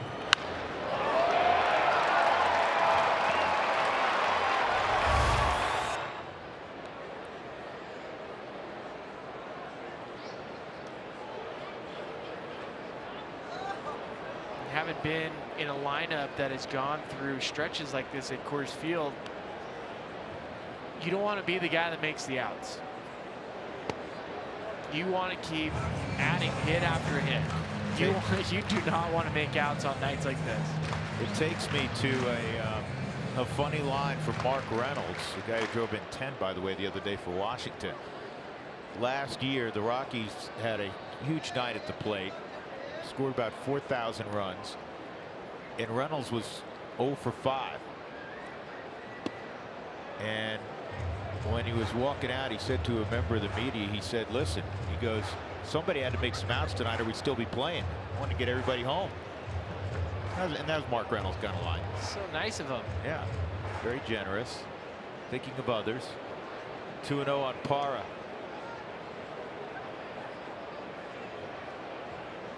Rockies now with 10 hits in the game.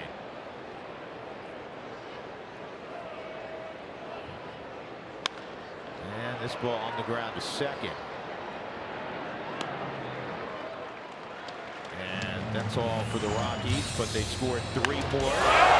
Blackman a 2-run homer, and Cargo an opposite field shot. 12 runs matches a season high.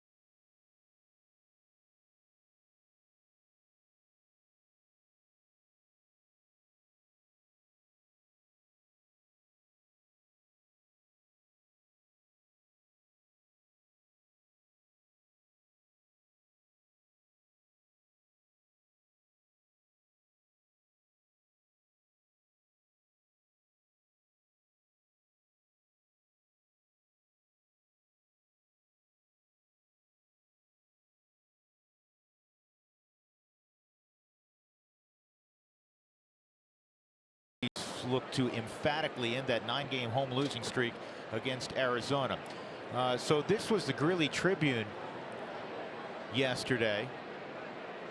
Ryan Spilborg's on the cover of the Greeley Tribune doing a little business in northern Colorado, and I've always thought that's a very fine paper, but I'm canceling my subscription. Oh, come on, don't do that. I'm done. I'm done. Taking a year off. Just throwing your butt on the cover. I mean, I could have tolerated it. It had been like page 3 of the sports section. It wasn't about me. It was about the athletes. It was the best preps in northern Colorado. And that athlete on top was Jake Sando. And there's a great story about that, too. So there was an opportunity to speak at this prep function, and so I kind of shared the story that you've heard me share many times about how I was an awful player through college and at times through professional baseball. And what was really cool about Jake was I was mentioning how years and years ago, and I've told this story about how my mom was the one that signed me up to play baseball because she had Fernando Mania. She was a big fan of Fernando Valenzuela. So that was how I started playing baseball, was she signed me up for Dodgers T-ball. And the Dodgers would do this caravan very similar to the Rockies. And so I had an opportunity to meet one of my heroes when I was a kid, which was Steve Sachs. He came to Santa Barbara High as part of the Dodgers caravan. And what Jake said is I was down in Greeley for a blood drive. And I have a picture with Jake during the blood drive. He's 4 years old. I'm old now. And he had a chance to meet me. I signed a baseball. It's not like I was his hero or anything, but he still remembers it and had the ball. And for him to go full circle, here's a guy that he met when he was a kid. And now I get a chance to shake hands with him as he goes on. And I believe he's playing football in college now. That's awesome. It's cool. That is a good story. It is cool. All right, you know what? I'm going to resubscribe. Resubscribe.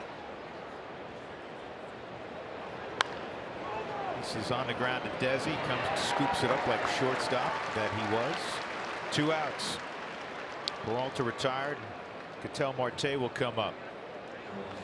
I think you're about an inning or so from seeing the Diamondbacks dump out some of their everyday guys. Probably play it for another inning or two. See if they make a run.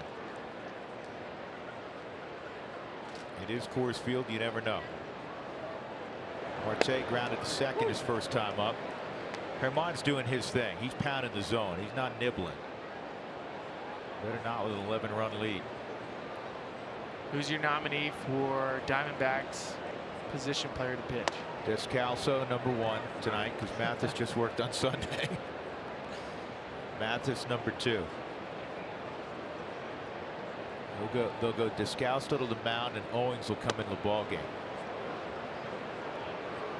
And they can flip-flop too. I mean, you can have Owings throw an inning, Descalso go back to second. You can have multiple position players tonight. When do you start whispering that you don't want it to be too early where people, you know, the dugout thinks you've thrown up the white flag, but you're an inning away, 2 innings away, or it's already taken place? On the ground to second.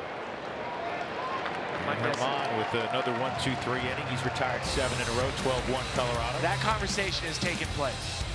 There's some position players that know they're throwing tonight.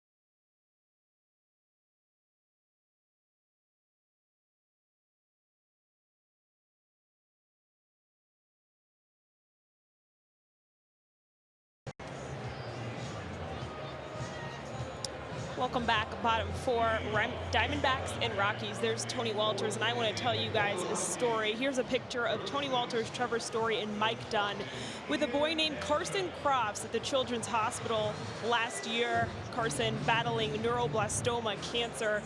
At 9 years old, he lost his life. Tony Walters was his favorite story, so it meant a lot to him. Since then, the family gave Tony Walters a Fight the Fight Carson Strong bracelet that you see right there. That is inside Tony's locker, and it reminds Tony every single day of the memories that he has and the life lesson that he learned from meeting Carson. Baseball isn't everything, you know. It's not the, we've done it since we were little, so it's just a big deal in our head. But when you go there, it kind of puts things in reality and shows you, there's a lot of real stuff that are going on in this world, and we really have to pay attention to that stuff. And when we can make a difference, we need to. It touched Tony largely, but it also touched Carson's family. They just, when they were talking, said, these baseball players have such an impact on all the children at the Children's Hospital. We talk about that a lot, Drew and Spilly. So when any of the guys in this clubhouse take the time to go out there, it's really cool to see, and I'll never get sick of telling those kinds of stories. No, I mean, It's a great story. It's obvious, but perspective. Life perspective. When you see children fighting the way those kids are.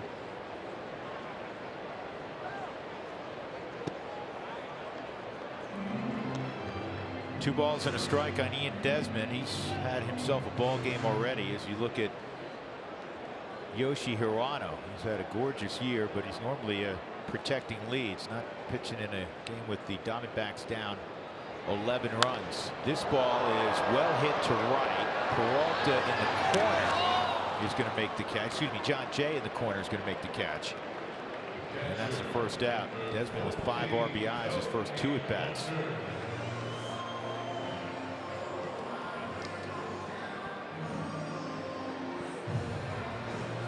De La Rosa, by the way, an inning and 2/3, 7 runs, 5 hits. He walked 3, struck out 2, 65 pitches.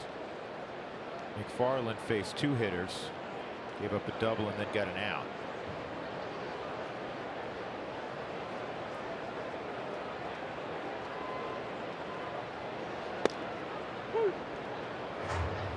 Let's see if Tony can get a knock for Carson. His family, you have to understand that these players are so intertwined with families off the field, whether it's a host family, somebody within town, and start adding inspiration to some people that are grinding, that are fighting. You always want to represent the jersey on the front, the name on the front, the Colorado Rockies. You obviously represent your name on the back. But it's cool when the name on the back represents other people that are out there grinding and fighting away. Well put.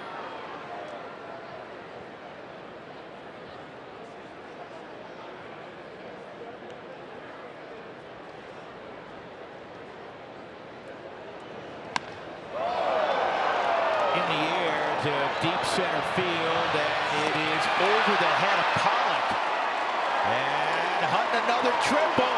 Oh, it's Tony 3-Bags. Safe at third. Tony 3-Bags from Hoboken, New Jersey.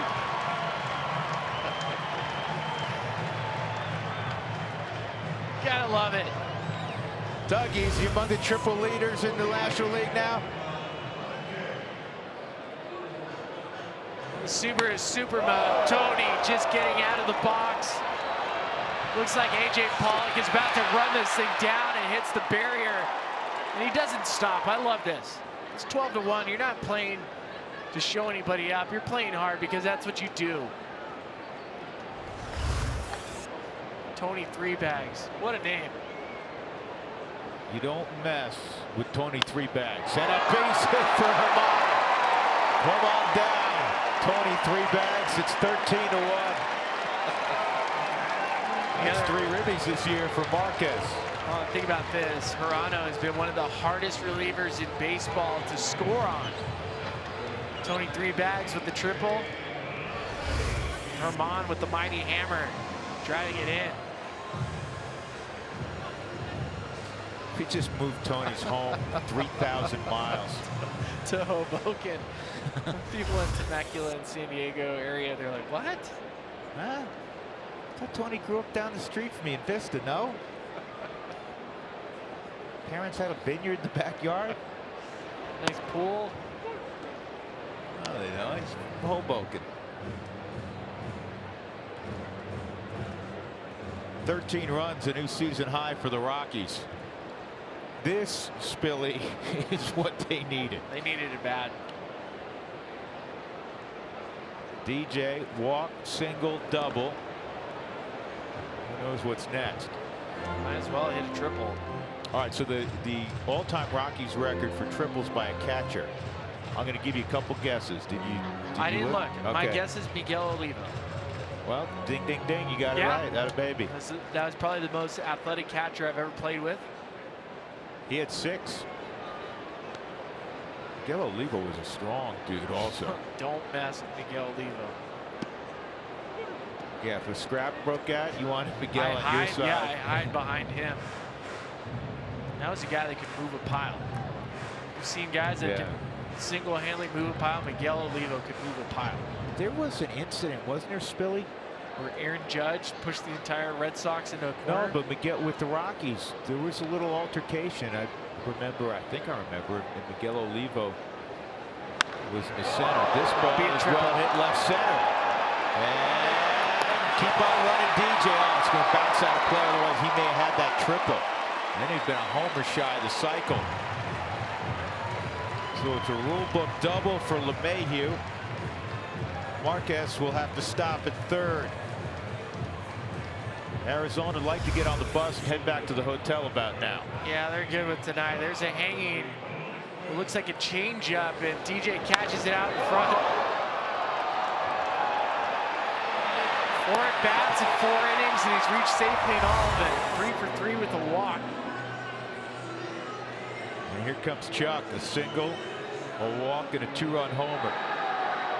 Now I got to clear the air for Doug Marino. Earlier in the season, when Hirano came out to pitch, he was mentioning how Hirano pitched for the Oryx Blue Waves, and I corrected him. I said, no, it's the Oryx Buffaloes. And technically, Doug is right, as he always is. I was going to say, when's Dougie wrong? Hirano did play for the Oryx Buffaloes, but the Oryx Buffaloes prior were the Oryx Blue Waves. In fact, Ichiro played for the Oryx Blue Waves.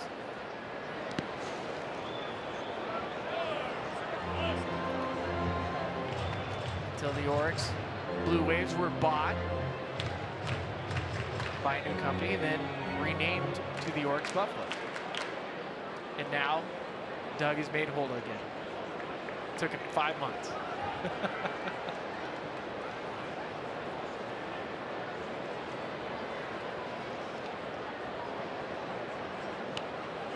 Dougie knows more about your biography than you did.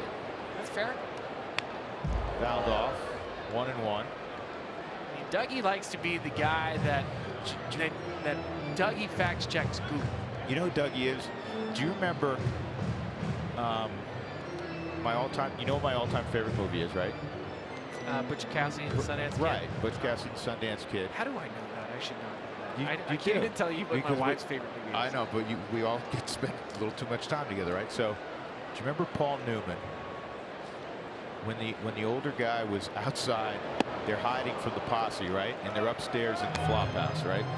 And the old guy downstairs, the posse comes into town, he points to his left like Butch Cassidy and Sundance Kid left town. And he said, you know what? If he told me I left town a half hour ago, I'd believe him. That's Dougie. That's right. Whatever he says goes. But he was wrong one time. Yeah, the posse turned around though like 10 minutes later. They were back in town. 1-2.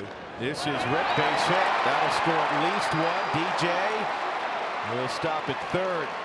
And it's a 3 RBI night for Blackman. Now, this is a night now where you help out every rung on the stat ladder. And it's a double switch coming. Again, he needs Hirano and McFarland and De La Rosa those guys in competitive games. And listen, it's already position player pitch time. Descalso's getting ready.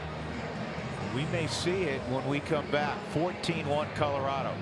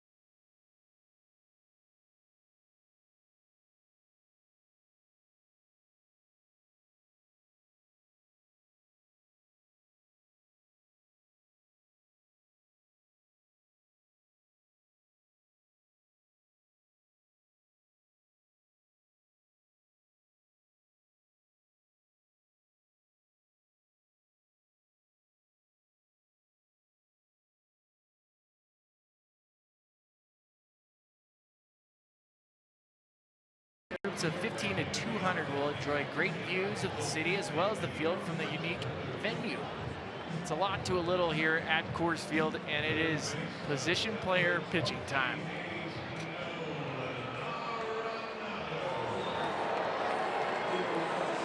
Chris Owings playing second base for Daniel Descalso. I will expect them to probably flip-flop at some point. They're probably already telling each other, I got your back.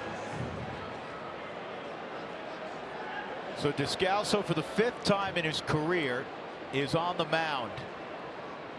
And here's Nolan. And the first fastball comes in at 77 miles an hour. It's inside. This is uncomfortable, I would think, to a certain degree for a hitter, because you don't want to make outs against a position player. No question, especially ground into a double play. And he's going to be throwing Jamie Moyer fastballs well below hitter's speed, normal hitting speed. The other aspect is this is a former teammate. This is somebody that you've broken bread with, that has made you laugh, made you smile.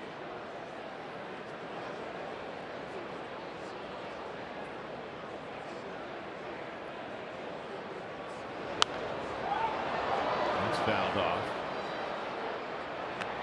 Reached back, got 81. There's times that a position player comes up to the plate, maybe bases loaded, 9th inning, where you're nervous. You'd be surprised in a game that's 14-1 with a 2-strike count, facing a position player, how nervous I'm assuming Nolan is. You do not want to strike out against a buddy. Yeah, now you get 2 strikes, you're like, please don't let it happen. I'm telling you, in fantasy camp, facing some guys that have never played Major League Baseball, you get to 2 strikes. All of a sudden, butterflies like, oh my creep gosh, in. yeah, I get sweaty palms. I'm like, okay, there's no way on earth I'm letting this guy get me out. That is exactly what's going on in Nolan's head. Well, he's got a base hit against Descalso. DJ will score. Charlie will employ etiquette and stop at second base so he can breathe again. Nolan, his second RBI, has got 66. That was a 2-strike opposite field hit for Nolan. I'll tell you a funny fantasy camp story. There's a Subaru Supermo. His car goes about to step up. So years ago, Brad's going to be mad at me that I tell this story, but Brad Hopp, who's one of our all-time favorites at fantasy camp, against a guy who was, at one point in time was a nice high school, college pitcher. Swung on and missed. Jeff Barnes, Barnesy. Barnes has been to fantasy camp a bunch, and the planets aligned, and Barnes struck him out on a breaking ball. Then we broke for lunch. You know, fantasy camp is the last day of camp, and then the next team gets to play all you guys. This ball is lifted to center field and deep, and gone. Another home run for Cargo, a 3-run shot against Descalso. His second of the night. He's got a 6 RBI ball game. He's driven in a run in every at-bat. Folks, this is how you end a 9-game home losing streak against a divisional opponent. Four-seam fastball from Descalso, just trying to get some outs. Cargo's second homer of the night against a buddy, Subaru Supermo. And you know, because we got to spend 2 years around Descalso, tremendously popular teammate. He's as good a guy as you'll meet in baseball. 18-1. Story is going to pop out on foul ground. Goldschmidt, that's a second out. So to finish the story, so he strikes out. Brad Hopp does against Barnes. We break for lunch, and the next team up to face you guys, the real players, is my team, and I get out on the mound, and Brad comes around again to hit, so it's his next at bat. Brad's an all-star. Yeah, He's not happy inside. Not going to show anybody. Not happy. Try to throw him one of those bad little breaking balls. he took it out on you. Over the batter's eye in center field at High Corbett. Hit it over the batter's eye.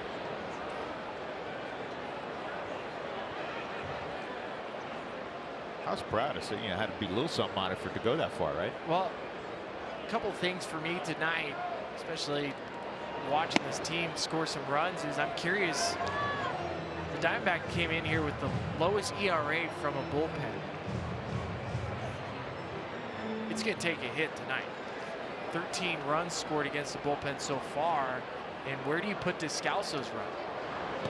Unfortunately for all those guys that are employed in the bullpen, he gets Daniels an honorary member who may get a dishonorable discharge.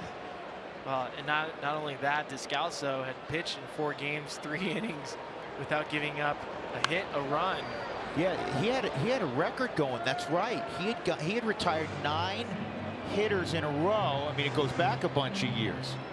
He was the stopper until tonight. And look, this is, I'm not sure how the Diamondbacks are going to be able to find however many outs are remaining in tonight's game. Oh, Descalso struck out Parra. The Rockies, you need a calculator before the end of the night. They now have 18 runs. Cargo's driven in a third of it.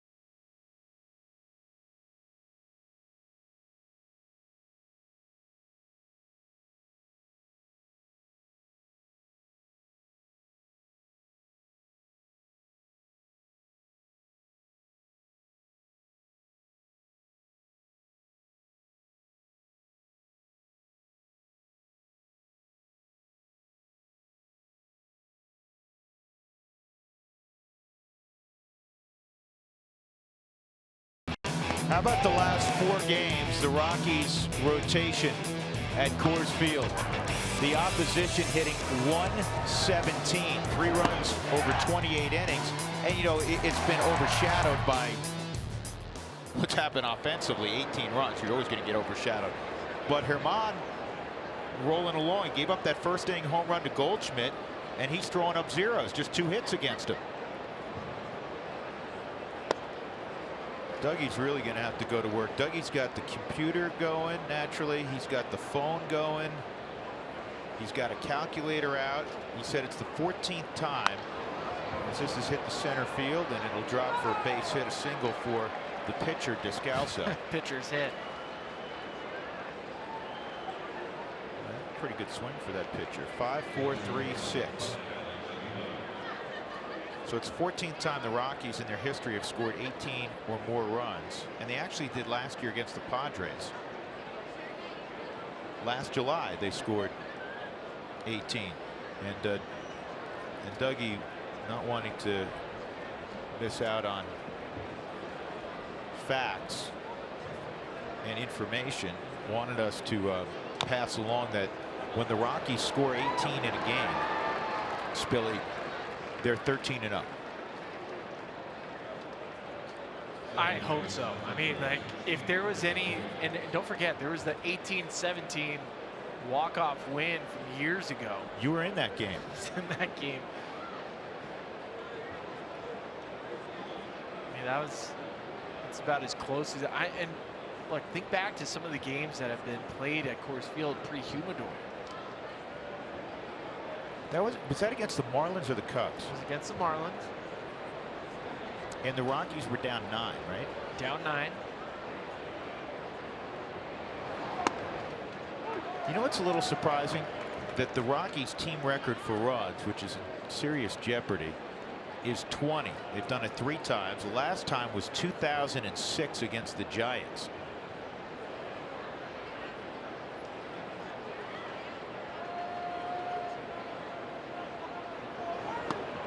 It's in there for a strike. So that game we're referencing, and we had this discussion about a week ago because it was the 4th of July. Talk about proverbial fireworks.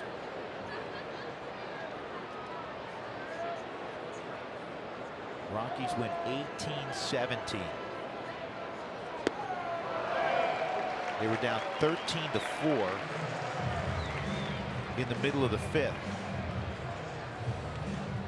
Marlins had 22 hits. Rockies had 21 hits. Good pitch. Spilly was 0 for 6 in that game. That's it.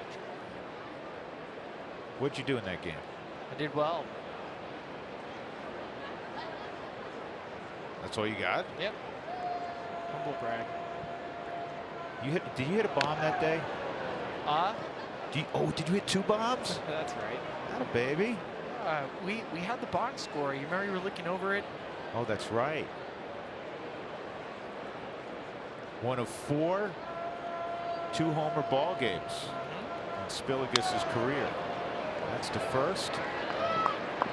And Ian Desmond, a nice job. A base hit by the pitcher, Descalso. He's left on base. 18-1 Colorado, middle of 5.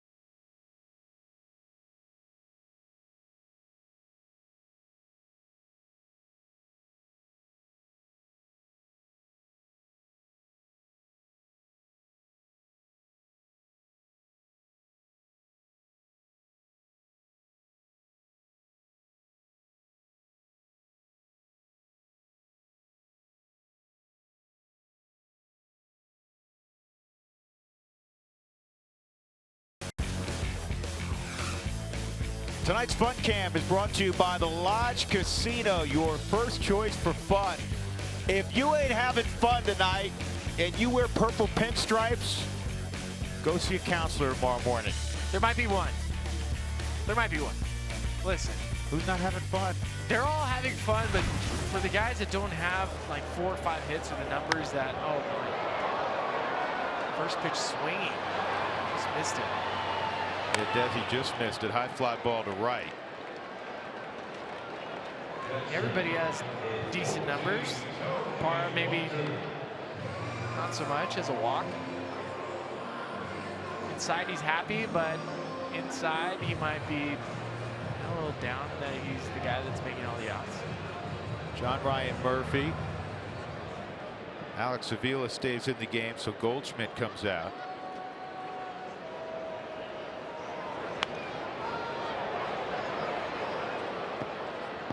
We were talking during the commercial break, and you know, you see this every once in a while where a position player has to pitch. It's typically really late, like 8th inning. You know, just go and get 2 outs left. We're not going any. We have no one left in the bullpen. We don't want to use anybody else. Maybe pitch an inning late. I don't recall seeing a team have to use a guy in the 4th inning. That's what happened with Descalso. He got the final out of the 4th inning, and you're starting to think, all right, where are the other 12 outs going to come from? Descalso's throwing a nice little slider. Oh, he's shaking off. Yeah, that's a good little pitch. 76 miles an hour under your hand, a little cut fastball. He's got Tony to swing and miss.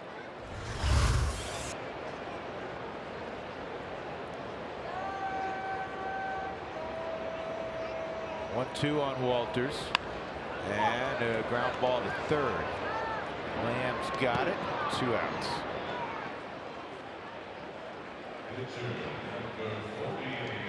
You got to hold back Mathis. That's why Murphy had to come in the game. And for anybody at home, when you hear some of the unwritten rules, well, look at the score, it's 18-1. Why are you swinging first pitch? Well, when it's position player on position player, you're just trying to help that guy not throw as many pitches as possible. You're not trying to keyhole anybody. You're just swinging. Oh, my. He just hit a home run. Going 10 rows deep, left center field.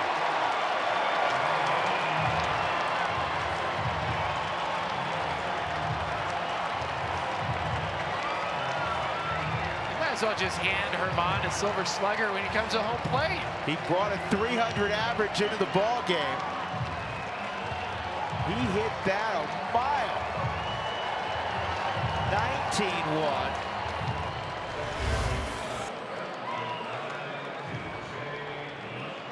A little cement mixer. That ball got destroyed. First career home run for Herman. Daniel Newt.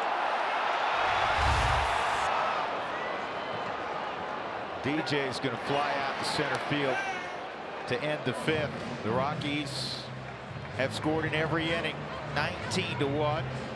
First pitcher to hit home runs since John Gray hit one last July.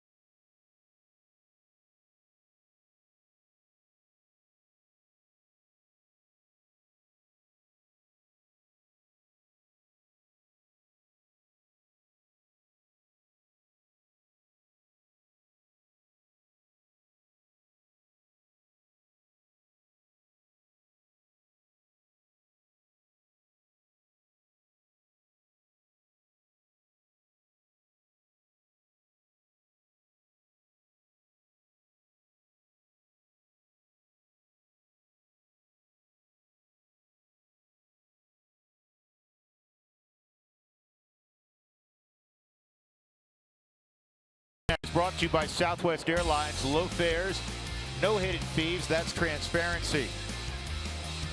A crazy, wild night at Coors Field, and we're only about halfway home. 19-1, the Rockies lead, and the Rockies are taking some of their regulars, getting them off their feet. Charlie comes out. Raimel Tapia into center field. Nolan Arenado has come out, and Pat Valleca is in at third. The home run hitter, who's on the mound still, Herman, as he faces John Ryan Murphy. First at bat for Murphy, who just came in behind the plate. Believe it or not, Arizona led in this game. 1-0. Goldschmidt home run, 2 hitters in.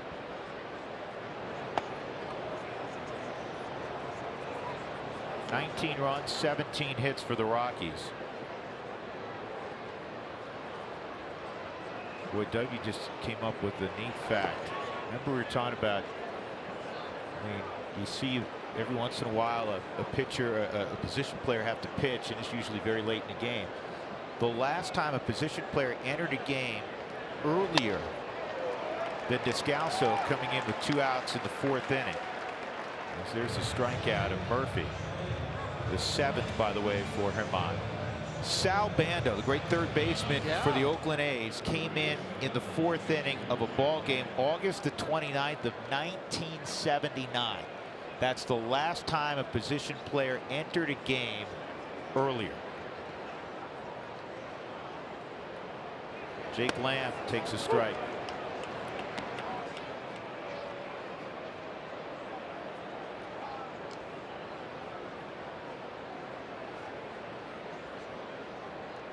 I met Sal Bando a year or 2 ago at spring training.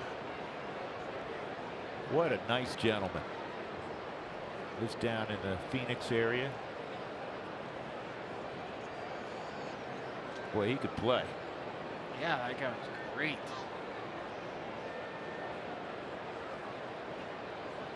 Went to Arizona State. He was a Midwestern kid.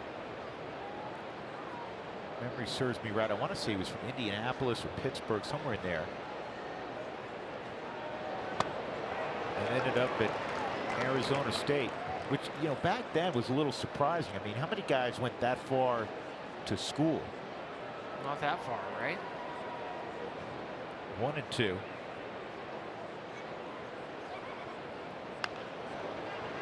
This is going to be a tough play for Pat. Not going to be able to get Lamb, an infield hit for Jake Lamb. All right, let's run the StatCast on the home run for Herman Marquez.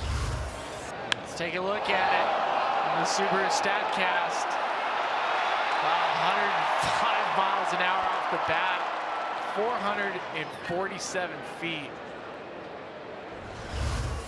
That's a big boy home run. Big boy territory. Sal Bando is from Cleveland, Ohio. You know, geographically, I was in the right area. Arizona State has always had a great program. You think of the players that have gone there: Barry Bonds, Oda B. McDowell. Remember Oda B. McDowell? He was a bigger deal than Barry was at the time.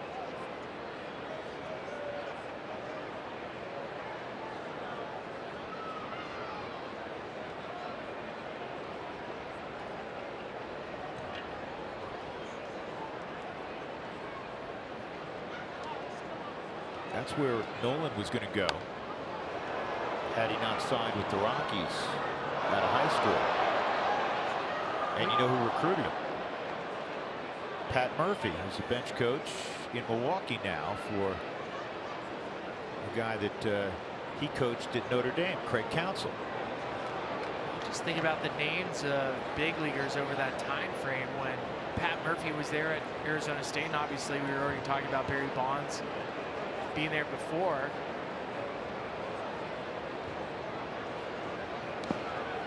But Ian Kinsler, how about that story? Remember, Ian Kinsler was at Arizona State and transferred.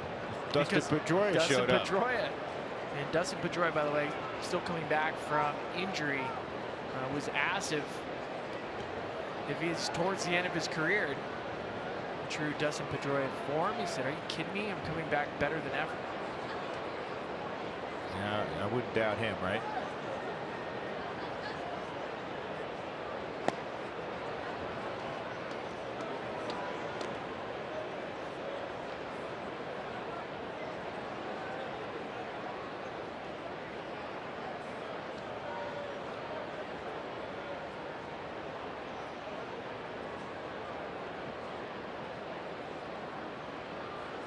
Two and two on Pollock.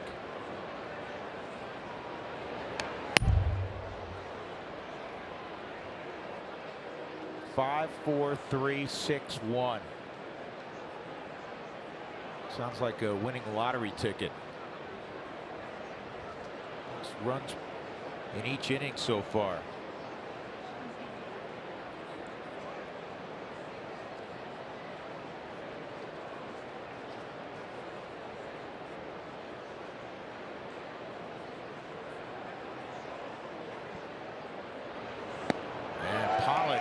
Is gone. You gotta love how Herman has been treating tonight's start. He looks at the scoreboard. He doesn't see that it's 19-1. He is competing. He's going after the Diamondbacks hitters. He's putting them away with good secondary pitches. And I was hopeful after giving up the home run in the first inning on a changeup that he would come back to that pitch, and he has. Jake Lamb moves up. The Rockies employing what you normally see in the 9th inning with a sizable lead. Here in the 6th inning, let him go. So it's not a stolen base. Peralta with a 1-strike count. Tony's going to go out and visit with Marquez. So we're talking about Arizona State. If you had to put them in order of all-time greats there, it'd be hard. You have Bonds, Reggie Jackson, Rick Monday, first pick in the draft, American first hero. draft ever, American 65, yeah. Bob Horner, there's a base hit, and that's going to break up the shutout. Or excuse me, the shutout. It's 1 run already. That's going to be the second run. Forgive me, I lose my mind. 19-2. As Peralta drives in his 53rd of the year.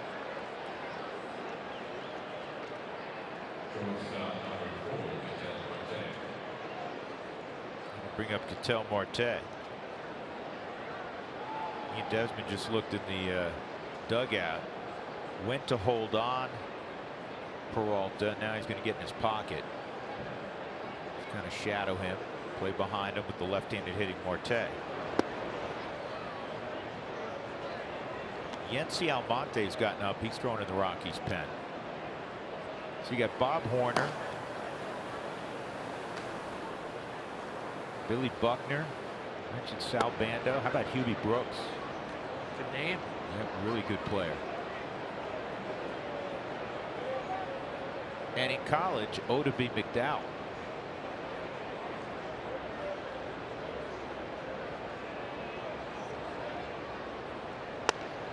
Two and one.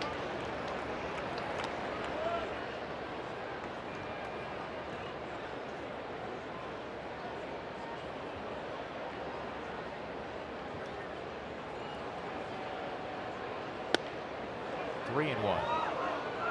Yeah, on the pitching side, Arizona State, Jim Palmer, Floyd Bannister, J.R. Richard. J.R. Richard. James Wow, Rodney that's Richard. a name. That's a name. Could go down of having the greatest slider in the history of the game. Not to mention a high 90s fastball from a 6'8" frame. Bond's a little upset with himself. He's going to take a walk as he's thrown 100 pitches. He just walked Marte. 2 on. And the pitcher Descalso coming up. Steve Foster's going to run out there.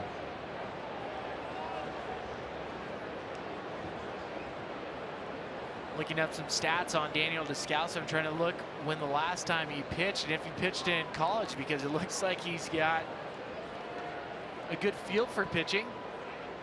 And I'm also curious to see how far can Torey Lovullo stretch out his relief pitcher in Descalso. Now, Descalso threw 2 innings last year in 2017, so I think there's plenty of rest in between his last time he was on the mound.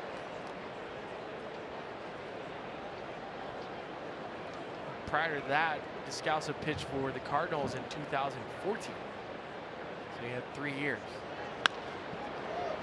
To second, DJ's got it, and the inning's over. There was a run on a couple of hits, a couple of men left on. Middle of 6, the Rockies up 19-2.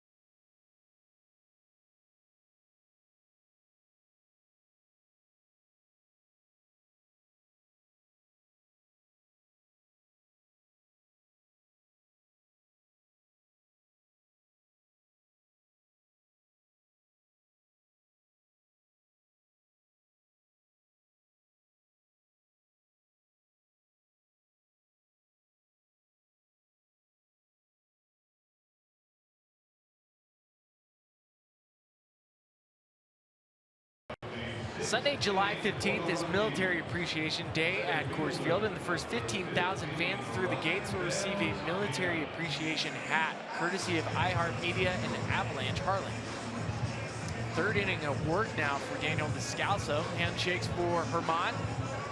6 strong innings, 2 earned runs, 5 hits, and 8 strikeouts on the night for Herman and a homer.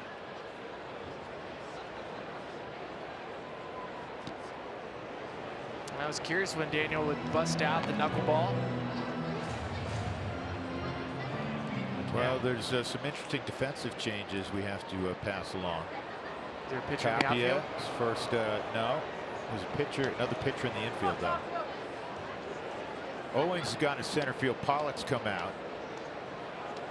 In at second base is the catcher pitcher, extremely versatile Jeff Mathis. This is pulled to the right field corner and it's foul. So, you know, again, you can pull Mathis off the second base and put him on the bump. Put Daniel back at second base. Yeah, that's the beauty. That's what's coming next. That's the beauty of 2018. Player versatility is having that ability to be a catcher, a reliever, get a couple outs, and then play some second.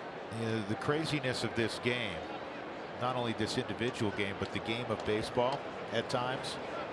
This will be an easier pill to swallow in the loss column for Arizona. That ball's left up, did not fool Tapia. And he hits it off the base of the wall in right center, and Raimel has a double. That's his first hit since coming back to the big leagues in 2018. Did that break 50 miles an hour? That's a big, slow breaking ball. Tapia sitting back on it in the super mode.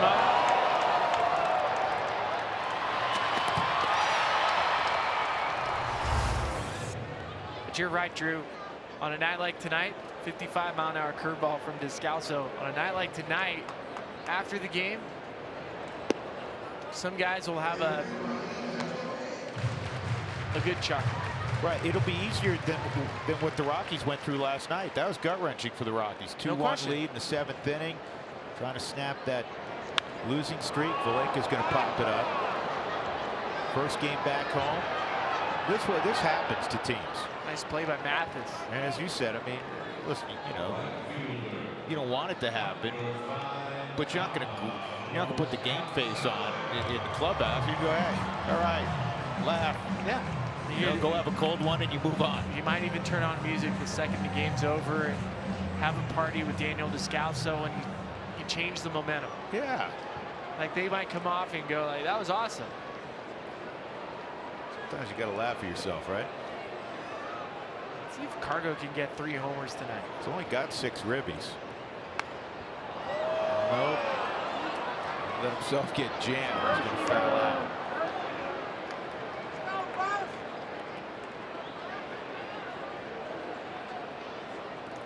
Tom Murphy's going to pinch hit for Trevor Story.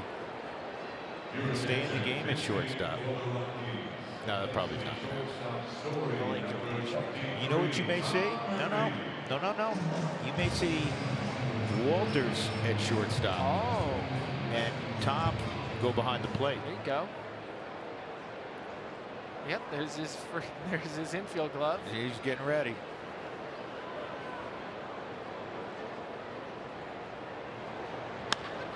Down the line, foul.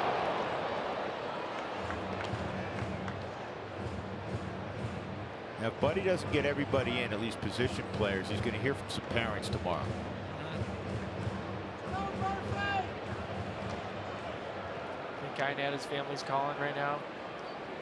Yeah, maybe not. Chris is, he's middle 30s, so he may be okay with it.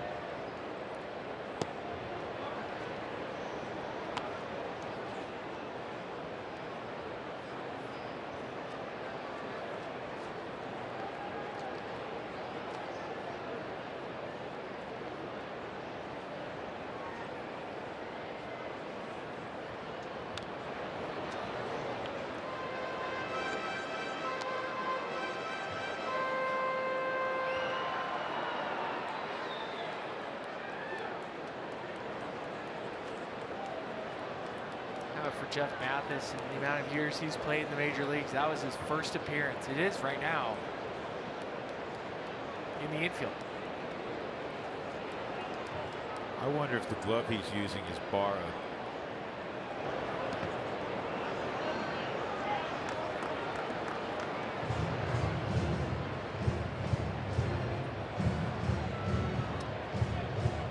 Something borrowed, something new. He has on anything blue. 2-2 on Murphy. 3-2. So here's a first, Spilly. With DJ, Charlie, and Cargo all scoring 4 runs tonight. It's the first time in Rockies history 3 different players have scored 4+ runs in the same game.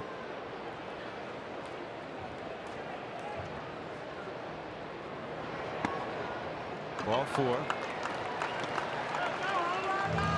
Here comes Parra, who, there's always one guy, right? There's always one guy. Poor Gerardo, he's walked and scored tonight, but he's 0 for 3 otherwise, and he struck out against Descalso to end the 4th. Like I said, having been in this situation before where everyone else is having a great time and you have the smile on the inside, or on the outside, but on the inside, you're like, come on. Can't be the only guy going over. Descalso struck him out.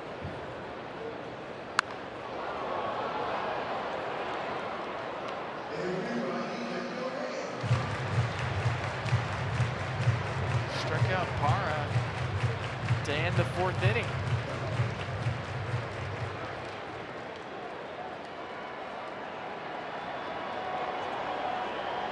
Toppy at second, Murphy at first. And Parra's going to hit a fly ball to left center field. Look out. Oh, man. Owens and Peralta come together. They look like they're okay. Final out of the inning. First inning, the Rockies have not scored in. They're okay, though. They're up 19-2.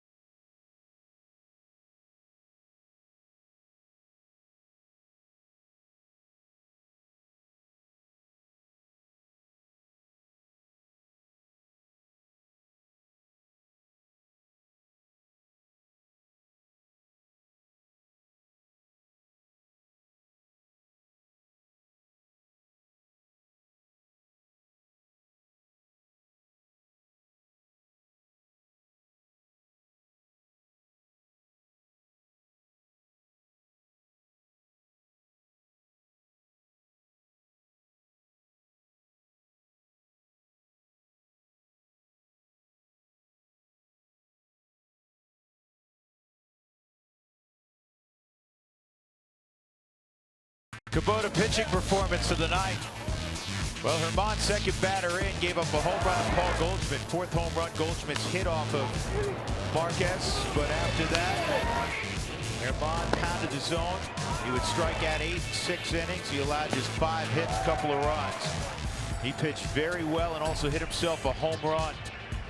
Part of the 19-run onslaught for the Rockies this evening. So Herman will improve to 8-8 on the season when the Rockies shake hands here in a little while. Yency Almonte will take over in the 7th inning. And a couple other changes to tell you about. He's going to throw to Tommy Murphy. Tony's going to stay in the game. You saw him working on that fielder's glove. He's going to go to third, and Pat Valleca is going to go from third to short. Now Cuevas is in the ball game also. Cuevas is in right. Now every single day we see Tony Walters. He takes ground balls at second base. Today I saw him taking grounders at third.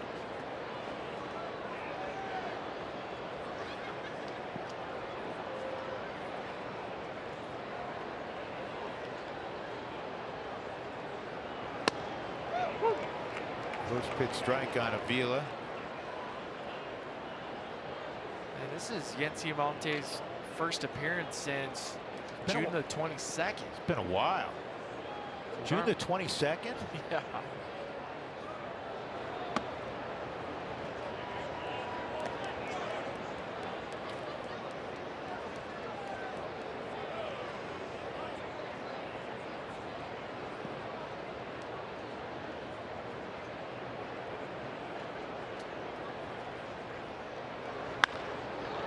Ball is hit to right field, and there's Noel Cuevas in for Cargo, making the catch. 1 out.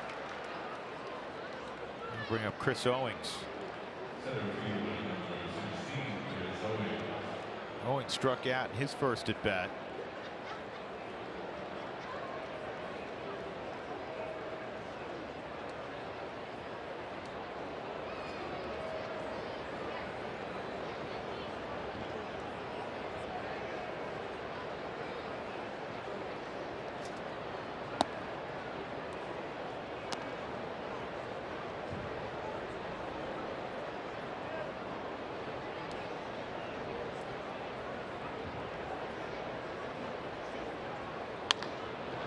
Another opportunity for Noel. 2 outs. I love the nickname that Yency Almonte had when he was in high school. It became Showtime. He received that nickname because he found out he could dunk. High school would just throw down some monster jams, and many of the people and friends in his class, it was like, man, that's Showtime Almonte. Asked him if he can still dunk. He said, oh yeah. Yes, he can still throw it down. Should be able to. Man, he's in his athletic prime. He's going to have a 1-2-3 inning in the 7th as Jay grounds out. We go to the 7th, 19-2.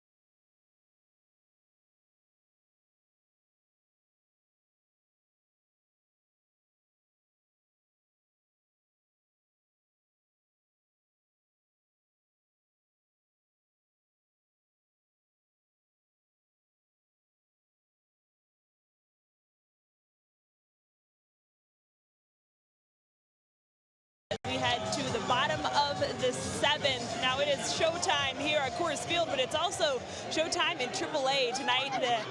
The AAA All-Star game happening, and representing the Isotopes, Mike Talkman and Josh Fuentes. Check out their lines. Talkman 2 for 3 with a double, 2 RBI, and a stolen base. And then Josh Fuentes 2 for 3 with a home run and 2 RBI as well. And then DJ Johnson representing the Isotopes as well. And he had a strikeout on the night, guys. Fuentes ends up with a MVP award also in that All-Star game. Nolan's cousin. That's awesome for Fuentes. Had a great year at AAA. That's Alex Avila making his Major League debut on the mound. Descalso now moves to first, and Mathis is hoping, I'm going to get my chance still tonight.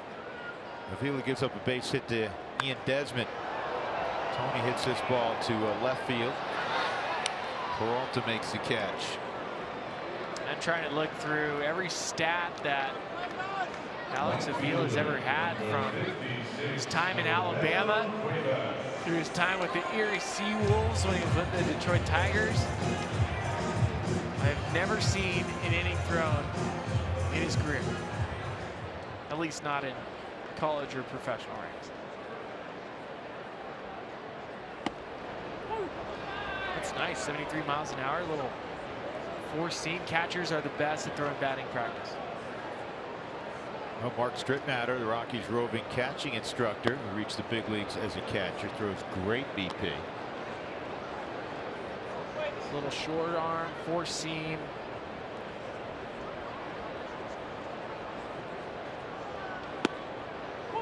And a strike on Cuevas, first at bat for Noel. Rockies have 19 runs, 19 hits. 3 hits for Desmond, who's at first. And that is down the line, foul.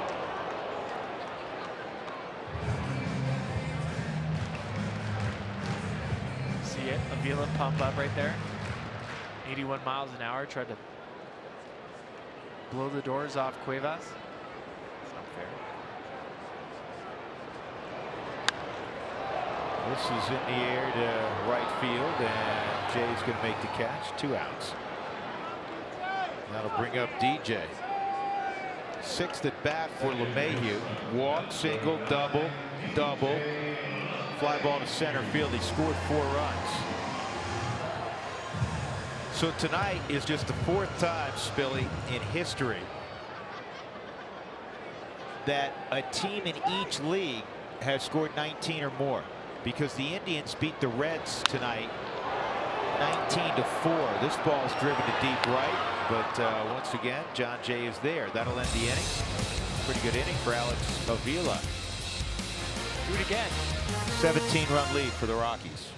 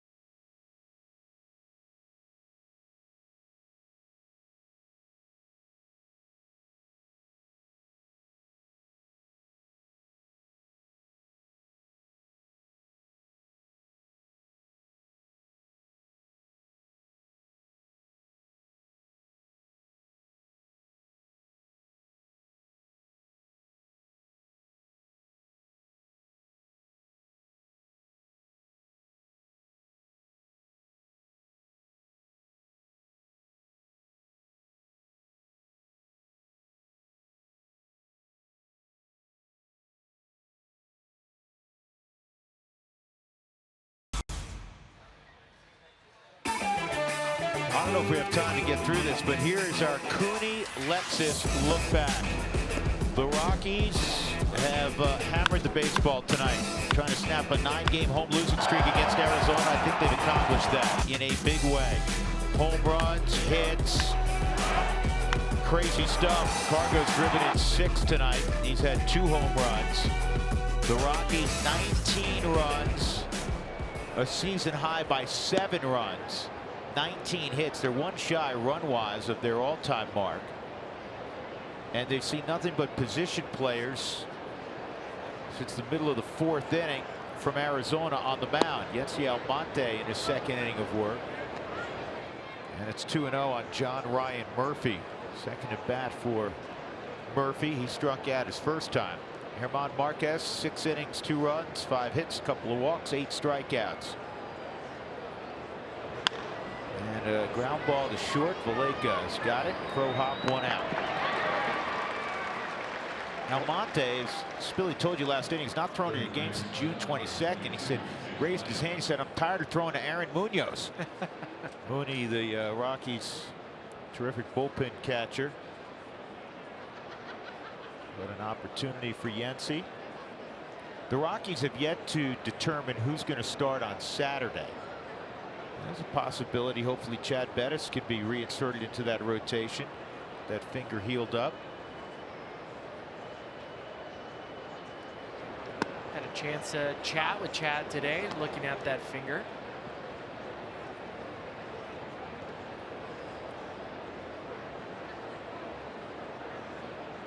We've heard more and more stories of pitchers this year and the last couple of years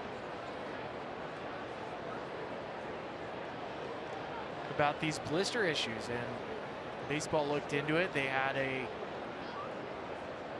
third party study the balls, trying to figure out if there were any discrepancies between the balls of the last couple of years and the ones from 2015 and before. They found there were slight changes, very small. I went past something along, actually, a little update on Chad. He actually had to have his side session shortened today. He was throwing late this afternoon, about 30 pitches in or so. That blister that's under a callus, that's why they've called it a hot spot, and it's been very painful. It flared up again, and so he immediately got shut down. So I think that's going to remove any possibility that he throws on Saturday.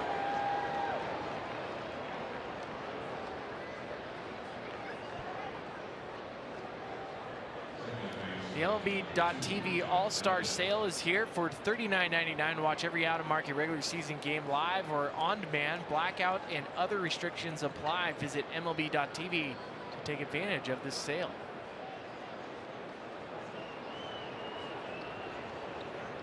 Base hit for Lamb. This is Mathis at the plate.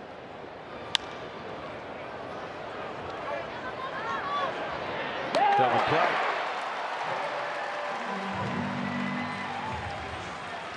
So we'll go to the bottom of the 8th inning with the Rockies up 19-2 at Coors Field.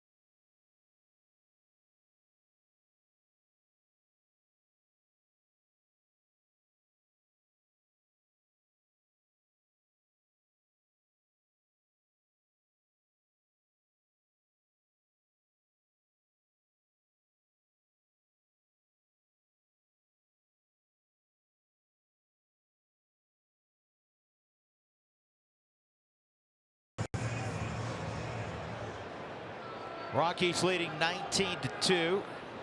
And the second at bat tonight for Top. He had a double his first time up. I erroneously said it was his first hit since coming back. It's actually his second hit. He had a hit already since coming back to the big leagues this year. Got a hanging 55-mile-an-hour curveball his last time up from Descalso. Here he flies out. Avila in his second inning of work has retired 4 in a row. I'll bring up Vallejo, who popped out. You're listening to these stats on Daniel Descalso and what's most likely going to be Avila as well, Alex Avila. Descalso pitched 2 2/3 of an inning tonight, which was the most by a true position player. Should be a fly out towards right field. Quickly 2 outs. His 2 2/3 of an inning tonight were the most by a true position player since 1988, when Jose Oquendo of the St. Louis Cardinals did it. Jose Oquendo, great athlete, terrific golfer, middle infielder. Great fungo. Yensi's getting a hit here on Monte. This could be a 4-pitch inning. It will be. Avila on a roll. We'll go to the 9th inning. The Diamondbacks need a big rally.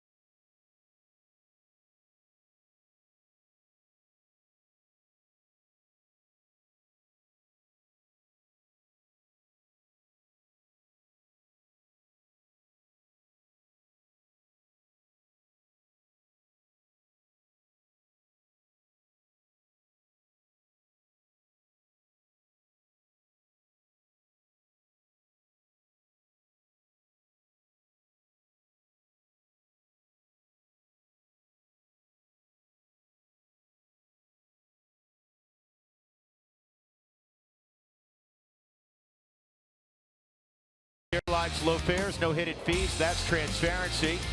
By the Colorado Lottery, play Golden Ticket Scratch from the Colorado Lottery to win up to $250,000 instantly. And by T-Mobile, show your military appreciation and use the hashtag #HatsOffForHeroes at T-Mobile. We'll donate $1 for each post. 19-2 Rockies. We'll have a few things to chat about in center field afterward. So let's get a preview. Here's Connor and Huey. Drew, it's a good question. What do you want to talk about after the game? Herman, no wait, the offense. Sorry, Charlie. No wait, Desi, Cargo. I don't know. So many choices. You need more time to make up your mind? Completely. We'll figure it out, guys. Don't worry. We'll have it sorted out at the end of the contest. In the meantime, back up to you. Hey, listen, you got plenty of time. Do whatever you want. Hit every subject multiple times if you'd like.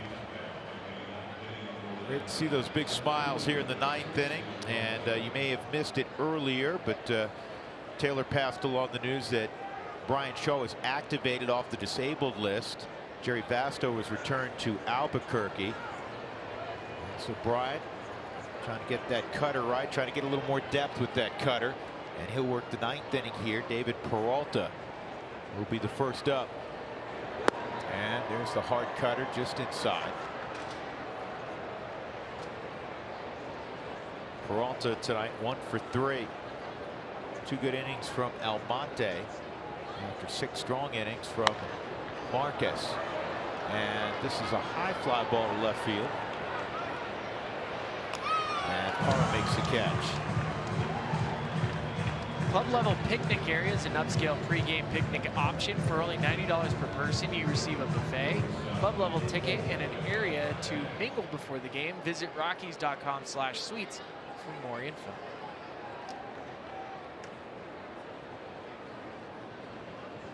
Ketel Marte.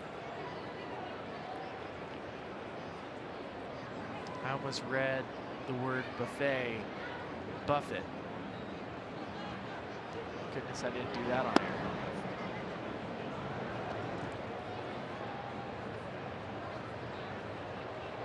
What'd you say, Buffett? Jimmy Buffett instead of buffet? I almost read it buffet, but I almost read it Buffett instead of buffet.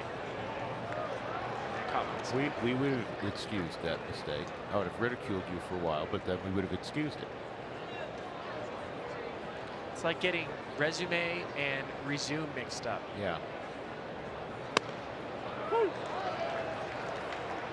1-2. I think the cutter, tell me if you're with me on this, Billy. I think the cutter plays better for him at 90, 92, 93 than we see 95 to 97. And the reason is he gets some depth on it instead of it just going east and west. Does that make sense to you? Yeah, there's no question. A couple years ago, just watching Tyler Chatwood trying to figure out his super sinker, and he was throwing at 95, 96 miles an hour, couldn't control it. That's a good pitch. And it's all at the bottom of the Subaru strike zone.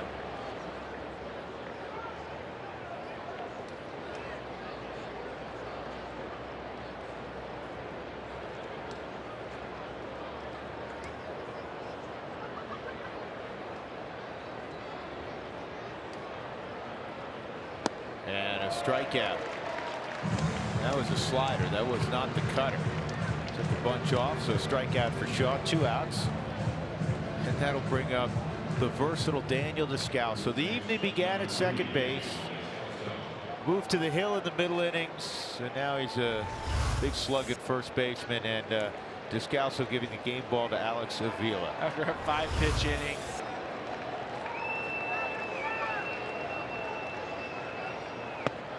Got to make lemonade when you're given lemons.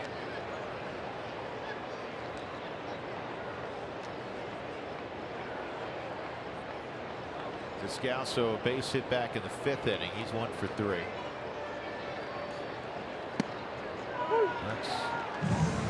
That's a really nasty cutter.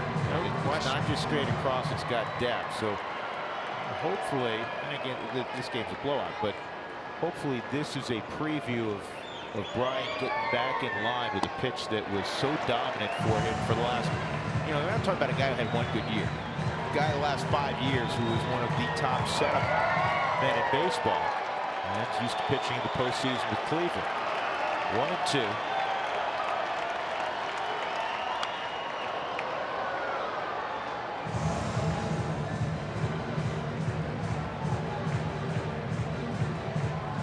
We invite you to stick around. The Toyota postgame show's next. Just had a preview with Connor McGahee and Jeff Houston. We're going to have a lot of fun. We'll be inside that clubhouse.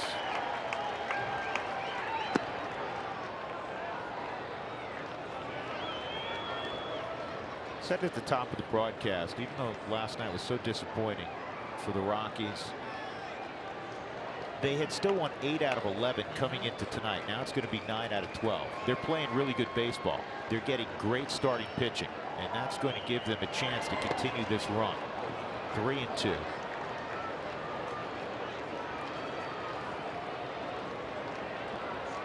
Tomorrow's going to be a big game for the Rockies. Kyle Freeland, Robbie Ray. 2 lefties, and you know how well Freeland's pitched. Forget about the at-bat Robbie Ray had tonight. 2nd inning or 1st inning. 2-out walk to Descalso. Bring up Avila. Freeland will make his 19th and final start before the All-Star break. He has All-Star worthy numbers. Look at that 3.18 ERA. It's 2.89 at home. Yeah, no television tomorrow.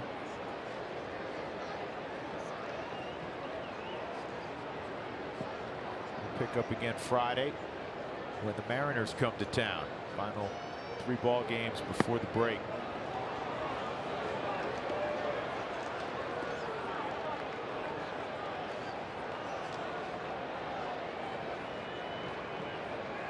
You know who's going to have something funny to say after the game? Parra. Parra? He's the only Rocky who didn't have a hit tonight.